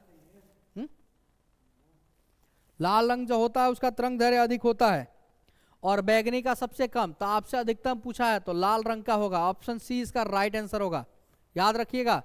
और आप उससे पूछा सकता है कि बताइए आप कि जो है रेलवे में देखे होंगे सिग्नल के रूप में लाल झंडे का यूज क्यों किया जाता है, लाल कपड़े का, लाल झंडे का यूज क्यों किया जाता है, क्योंकि इसी का तरंग दैर्घ्य अधिक होता है, जिस वजह से कुहासे में भी ये दूर से दिख जाता है। ठीक है, आसानी से दिख जाता है। नहीं सर दिख रहा है, ठीक है, चलिए बढ़िया, आगे बढ़ते हैं। लाल रंग का तरंग दैर्घ्य अधिक होता है, एक क्वेश्चन एग्जाम में जरूर पूछा जाएगा। और 46 नंबर जो है वो एकदम राइट जवाब है आपका, राइट क्वेश्चन है एग्जाम के लिए, याद रखिएगा। अब मैं चाहूंगा आप इसका राइट आंसर दें। ये छड़ चुम्बक आप देखे होंगे, छड़ चुम्बक जो होता है चुम्बक, ये छड़ चुम्बक है आपका, और छड़ चुम्बक में ये नॉर्थ पोल और ये साउथ पोल, याद रखिएगा। उत्तरी ध्रुव और दक्षिणी ध्रुव, याद रखिएगा, उत्तरी ध्रुव और दक्षिणी ध्रुव। तो छड़ चुम्बक को अगर किसी धागे से बांधकर स्वतंत्र लटकाया जाए तो ये जो है हमेशा उत्तरी और दक्षिणी ध्रुव में लटकता है, रुकता है। ठीक है, और यही कारण है कि जिंदा जो इंसान रहता है उसको जो है उत्तर और दक्षिण के तरफ, ठीक है, उत्तर की तरफ सर करके नहीं सोने देते हैं लोग, घर के लोग उत्तर की तरफ सर करके नहीं सोने देते हैं, क्योंकि यदि आपका बॉडी, ठीक है, आपका बॉडी उत्तर की तरफ अगर आप सिर करके सोते हैं तो आपका जो है पृथ्वी आपको चुम्बक समझ लेगा, ठीक है, और आप चुम्बक के जैसा व्यवहार करने लगेगा आपके साथ, और चुम्बक के जैसा व्यवहार करने लगेगा तो आपके ब्रेन पे प्रेशर पड़ेगा। आप सुबह में जब सो के उठेंगे तो आपके सर भारी हो जाएंगे, ठीक है, तो आपको उत्तर के तरफ जो है सर करके नहीं सोना चाहिए। रीजंस क्या है? क्योंकि छड़ चुम्बक के जैसा आपका शरीर व्यवहार करने लगता है, तो उत्तर दिशा के तरफ जो है सर करके नहीं सोने देते हैं, कारण यही है, ठीक है। हाँ, पूरा क्वेश्चन नीचे ही तो है, ठीक है, ओके ओके, तो आप समझ गए। तो इसमें जो है इसी वजह से नहीं सोने दिया जाता है। और मर जाने के बाद, सोने के बाद क्या क्या फर्क पड़ता है कि चुम्बक जैसा व्यवहार करे या लोहा जैसा व्यवहार करे, इसलिए मरने के बाद जो है लिटा देते हैं लोग, ठीक है। तो पहले के लोग जो है वो किसी को कुछ ज्ञान देने के लिए डायरेक्ट बात नहीं बताते थे, कुछ ना कुछ ऐसी उनको भी ये जानकारी रहती थी, लेकिन सुना सुना रहता था। यानी जितना भी पुराने जमाने में हुआ है हमसे, वो चीज़ें क्या हुआ है पता आपको, वो सब साइंस है। अर्थ चिपका लेगा सर, बिल्कुल चिपकाएगा नहीं, बट आपके ब्रेन पे प्रेशर पड़ता है। चलिए, चुंबकीय फ्लक्स का सही मात्रक क्या होता है? तो वेबर। क्या होता है इसका? राइट आंसर होगा वेबर। इसका राइट आंसर क्या होगा? वेबर, ठीक है। तो ये वेबर होता है इसका चुंबकीय फ्लक्स का राइट आंसर वेबर। चलिए आगे बढ़ते हैं और अगला प्रश्न देखते हैं कि क्या है। अब मुझे बताइए, यहां से आप देखे होंगे कि आपसे क्वेश्चन पूछ रहा है कि किस उपकरण में, यानी उपकरण का मतलब समझते हैं, मशीन वगैरह की बातें पूछ रहा है, किसमें जो है प्लस यानी धन और ऋण आवेश यानी माइनस की जो है चिन्ह नहीं रहता है, नहीं होता है। आप मुझे बताइए वोल्ट मीटर को किस में जोड़ते हैं? वोल्ट मीटर को समांतर क्रम में जोड़ा जाता है, आपको पता होगा। वोल्ट मीटर को हम लोग समांतर क्रम में जोड़ते हैं। मुझे बताइए विद्युत परिपथ में हम समांतर क्रम में इसको जोड़ते हैं, तो क्या जोड़ने के लिए उसमें प्लस माइनस चाहिए कि नहीं चाहिए? तो चाहिए। तो इसमें तो प्लस माइनस होता है, ठीक है, इसमें प्लस माइनस होता है, याद रखिएगा। एमीटर को हम लोग किस क्रम में जोड़ते हैं? तो श्रेणी क्रम में जोड़ते हैं विद्युत परिपथ में। इसका मतलब इसमें भी प्लस माइनस होता होगा तभी तो जोड़ते हैं, इसमें भी प्लस माइनस होता है, ठीक है। और विद्युत सेल यानी बैटरी, तो आप लोग देखते हैं बैटरी, जो बैटरी है आपका वो क्या है? बैटरी में तो प्लस माइनस होता ही है, हम लोग बचपन से देखते आ रहे हैं, ठीक है। इसका मतलब क्या हो जाएगा कि ये कुंडली जो है, इस कुंडली में कोई प्लस माइनस नहीं होता है, कुंडली में कोई प्लस माइनस नहीं होता है। इसका राइट आंसर जो होगा ऑप्शन डी होगा। चलिए अच्छे से समझिए, D right answer, Irfan Ali का बिल्कुल करेक्ट है। आगे बढ़ते हैं और अगले प्रश्न को जो है स्क्रीन बोर्ड पे लाते हैं और यहाँ देख लेंगे आप कि 48 नंबर प्रश्न जो है आपके सामने, और यहाँ 48 नंबर प्रश्न स्क्रीन बोर्ड पे दिख रहा होगा। जवाब आप दीजिए 48 का क्या होगा सही आंसर। और यहाँ आप देखेंगे क्वेश्चन पूछ रहा है कि निम्नलिखित में से कौन विजातीय, विजातीय, इस वर्ड को याद रखिएगा, विजातीय यौगिक है। विजातीय का अर्थ मतलब क्या होता है? मैं अगर बोलूं सजातीय बोला, अगर कहीं पे सजातीय लिखे तो इसका अर्थ क्या हुआ? तो सजातीय का मतलब कि एक ही जात का, समान जात का जो हो उसे सजातीय बोलेंगे, ठीक है, उसे क्या बोलेंगे, ठीक है। और विजातीय का मतलब कि अलग वाला, यानी कि अलग कौन है उससे, यानी वो समान नहीं है, ठीक है, यहाँ पे समान नहीं वाला। तो यहां से आप देखेंगे ये खड़िया, खड़िया का फॉर्मूला क्या होता है भाई? CaCO3, ये खड़िया का सूत्र होता है। चूना पत्थर का भी सूत्र होता है CaCO3, समझ रहे हैं आप। संगमरमर का भी सूत्र होता है COCO3। तो ये तीनों जो होते हैं वो एक ही तो चीज है, बोलिए मुझे, एक ही है। तो इनको हम क्या बोलेंगे? सजातीय हैं ये तीनों, ठीक है, बिल्कुल ये तीनों सजातीय हैं। और प्लास्टर ऑफ पेरिस बताइए, CaSO4 1/2 H2O, ये होता है प्लास्टर ऑफ पेरिस, समझ रहे हैं, ये है प्लास्टर ऑफ पेरिस, जो आपकी हड्डी उड्डी टूटने में आपको प्लास्टर किया जाता है, समझ में आया। जिप्सम पहले आपको पोता जाएगा और जिप्सम पानी से रिएक्शन करने से, जल से रिएक्शन करने से आपका पीओपी यानी कि प्लास्टर पेरिस बनता है जो हार्ड होता है, पूरा हार्ड हो जाता है, प्लास्टर वगैरह होता है तो आप देखे होंगे। तो ये CSO4 जो है आपका ये प्लास्टर ऑफ पेरिस का, तो इन तीनों से अलग है। इसका राइट आंसर जो होगा ऑप्शन डी होगा, ठीक है। और आपसे यहाँ पूछा जा सकता है जिप्सम का रासायनिक सूत्र, ठीक है, जिप्सम का रासायनिक सूत्र आपसे पूछा जाता है। जिप्सम का रासायनिक सूत्र मुझे बताइए क्या होगा, जिप्सम का रासायनिक सूत्र क्या होगा, बता सकते हैं? जिप्सम का रासायनिक सूत्र आप बताइए, जिप्सम का रासायनिक सूत्र क्या होगा? तो आप बोलेंगे सर जिप्सम का रासायनिक सूत्र होता है CaSO4 × 2H2O, ये होता है जिप्सम का रासायनिक सूत्र, याद रखिएगा इसे भी। और ये है प्लास्टर ऑफ पेरिस का रासायनिक सूत्र। एग्जाम में जरूर इस तरह से आपसे डायरेक्टली पूछा जाएगा फॉर्मूला ही। चलिए नेक्स्ट प्रश्न देखते हैं, अगला प्रश्न हमारा क्या कह रहा है। और अगला प्रश्न आ गया यहाँ पे, देखिए अगला प्रश्न बिल्कुल बहुत जमदार और शानदार क्वेश्चन है अगला प्रश्न। और यहाँ देखेंगे कि बंदरवा भी खुश है, यहाँ देखेंगे बंदरवा भी क्या है, खुश है, ठीक है।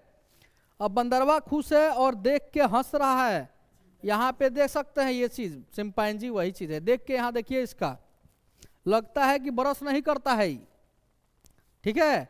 और देख सकते हैं आप, यदि आप मैं बता दूं आप भी अगर ब्रश नहीं करेंगे तो इसी तरह बन जाएंगे, इसी तरह दिखेंगे, ठीक है। राम राम सर, आर्यन तिवारी, बहुत बढ़िया बाबू। और आप देख लीजिए ये है चिंपैंजी, और यहाँ पे आप देखेंगे कि ये जो है चिंपैंजी कुछ जो है हद तक हम लोग के जैसा ही दिखता है। और हमारे क्लास में भी कुछ चिंपैंजी हैं, हमारे पास भी, हमारे आसपास हमारे स्टूडेंट जो हैं उनमें भी कुछ क्या है, चिंपैंजी जैसा दिखते हैं। तो ये देखिएगा जो शरारतें करते हैं ज्यादा। तो क्या है कि इसका मतलब पूछ जा रहा है कि विकास के दृष्टि से अगर देखा जाए तो भाई हमारी किससे ज्यादा अधिक समानता मिलती है? तो भाई ऐसे ही थे हम लोग, लेकिन हमारे अंदर चेंजिंग आते आते फिर हम लोग इस तरह से बन गए, ठीक है। तो अच्छे बन गए, यानी कि चिंपांजी जो था वो हम लोग के जैसा था, अधिक समानता इससे मिलती थी। हम लोग मकड़ी के जैसा दिखते हैं, जीवाणु दिखते हैं, अरे बंदर दिखते हैं, बिल्कुल नहीं, इस तरह से हम लोग दिखते थे और अधिक समानता इससे मिलती थी। लेकिन हुआ क्या कि हमारे अंदर विकास हुआ और फिर हम लोग इस तरह बन गए।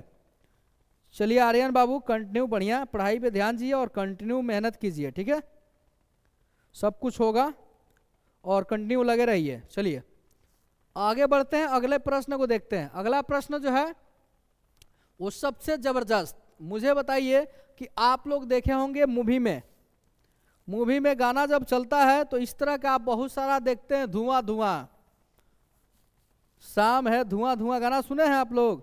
तो ये धुआं धुआं वाला देखिए, और ये धुआं धुआं जानते हैं होता क्या है?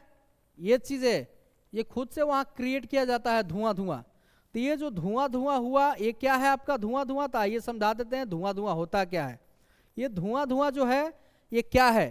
तो ये आपका है CO2, और इस धुओं को क्या बोलते हैं पता आपको? यही आपका होता है ड्राई आइस। क्या होता है? CO2 को बोलते हैं ड्राई आइस, ठीक है। यानी कि हिंदी में बोले तो शुष्क बर्फ होता है। ये क्या होता है? शुष्क बर्फ, याद रखिएगा, इसे हम बोलते हैं CO2 को शुष्क बर्फ, ठीक है। आप बर्फ वाले इलाके में जाएंगे तो इस तरह से बर्फ उजले उजले आपको दिखाई देते हैं, ठीक है, और ये भी उजला उजला दिखाई देता है इसका, इस वजह से इसको बोल सकते हैं ड्राई आइस, ठीक है।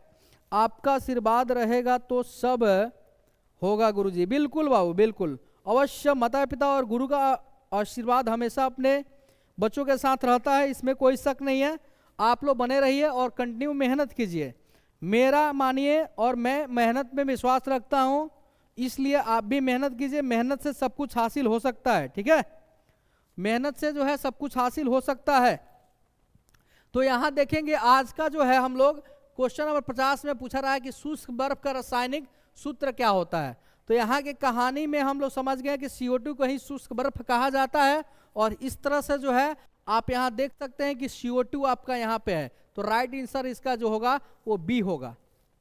और मुझे बताइए कि आज का क्लास आप सभी को कैसे लगा? आज का क्लास आप सबको कैसे लगा? आज का क्लास आप सबको कैसा लगा? और इससे भी जबरदस्त क्वेश्चन जो है आप लोगों के लिए लाया जाएगा, और सारे एग्जाम तक आपको जो है सारे ऑब्जेक्टिव क्वेश्चंस करा दिया जाएंगे और एग्जाम का कुछ टिप्स वगैरह भी आपको बताते हैं, ठीक है। नहीं अभी मत काटिए सर। आज आपको जो है वीडियो के अंत में आपको बताते हैं कि आप कैसे लिखकर जो है अपने एग्जाम में 450 प्लस का सपना पूरा कर सकते हैं, टॉपर बनने का सपना पूरा कर सकते हैं। आइए बने रहिएगा और आज समझ लेते हैं कि एग्जाम में आपको पेपर बनाना कैसे है और लिखना कैसे है। बहुत अच्छा, चलिए आज देखते हैं कि आपको पेपर लिखना कैसे है एग्जाम में। चलिए, और बहुत जबरदस्त तरीका से समझना है आपको एग्जाम में। आप अभी से, ठीक है, अभी से जो है आप टॉपर कैसे बन सकते हैं। बहुत बच्चों को लगता होगा समय चला गया, कुछ नहीं, जब ही जगा तभी सवेरा। चलिए आगे देखते हैं और चीजों को समझते हैं। आप जो है ये आप मान लीजिए कि ये जो आपको दिख रहा है यहाँ पे ड्राई आइस, इसी को आप अपना नोटबुक मान लेंगे और ये आपका है और यहां से ये चला गया इस तरह से। तो ये पैराग्राफ मैं छोड़ दे रहा हूं इसी पे, ठीक है। ये पैराग्राफ होता है, इस साइड में ये पैराग्राफ होता है, इस साइड में पैराग्राफ में आपको कुछ नहीं लिखना है। क्वेश्चंस लिखने का तरीका आप जान लीजिए, पैराग्राफ में कुछ नहीं लिखना है और क्वेश्चंस वगैरह आपको यहां बीच में लिखना है प्रश्न उत्तर संख्या। आपको लिखना है प्रश्न उत्तर संख्या। प्रश्न उत्तर संख्या लिखने के बाद आप जो है दो तरह का पेन यूज करेंगे, ब्लैक और ब्लू। प्रश्न उत्तर संख्या लिखने के बाद अंडरलाइन करेंगे। अगर क्वेश्चन नंबर आपका 2 है तो 2 लिखेंगे और उसका जवाब आपको देना है, ठीक है। इस तरह से आप जरूर लिखेंगे, मेंशन करेंगे। आप पैराग्राफ वाले में कुछ नहीं लिखेंगे। और अगर आपको जवाब देना है, मान लीजिए कि विद्युत धारा क्या है, तो आप यहां पे लिखेंगे विद्युत धारा। और विद्युत धारा लिखने के बाद आप फिर यहां से क्या करेंगे, अंडरलाइन करेंगे। अंडरलाइन करने के बाद इसका जो परिभाषा है उसे लिखेंगे, ठीक है। समझ में आ रहा है आपको। और इससे जो रिलेटेड बातें होगी आप यहाँ पे नोट करके उसे लिख देंगे कि हाँ विद्युत धारा का जो ऐसा ही मात्रक होता है, एम्पियर होता है। समझ में आ रहा है आपको। और इस तरह से आप लिख सकते हैं यहां से, ठीक है, इस तरह से कि हाँ भाई इसे एमीटर से मापा जाता है, तो नोट्स में लिखेंगे। सबसे इंपॉर्टेंट तरीका है ये एग्जाम में लिखने का, ठीक है। Today's class is the one of best class compared to before। धीरे धीरे बाबू सब हो जाएगा और इसी का नाम है करते रहिए और सीखते रहिए। करने से सब कुछ संभव है, करेंगे तो जरूर सीखेंगे। गलतियों से जो डर जाता है वो कभी भी अच्छे चीजों को नहीं सीख पाता है, ठीक है। तो आप काम कीजिए और बने रहिए। लेकिन आपको जो है एग्जाम में जाने से पहले आपको सिखाने के लिए जो है मेहनत किया जा रहा है, आप सीख के ही जाइएगा। और जैसे आपको बताया जा रहा है इसी वजह से आज से ही अपने कोचिंग में ऐसे ही लिखना स्टार्ट कीजिए। आपके टीचर्स आपसे बहुत खुश होंगे, ठीक है। और आज के लिए इतना ही, चलिए आज के लिए इतना ही। फिर मिलते हैं कल 7 से 8 और सर का इंग्लिश का भी क्लास चल रहा है कंटिन्यू, और कंटिन्यू जो है आप लोग बनाइए, लिखिए। चलिए नेक्स्ट हो गया।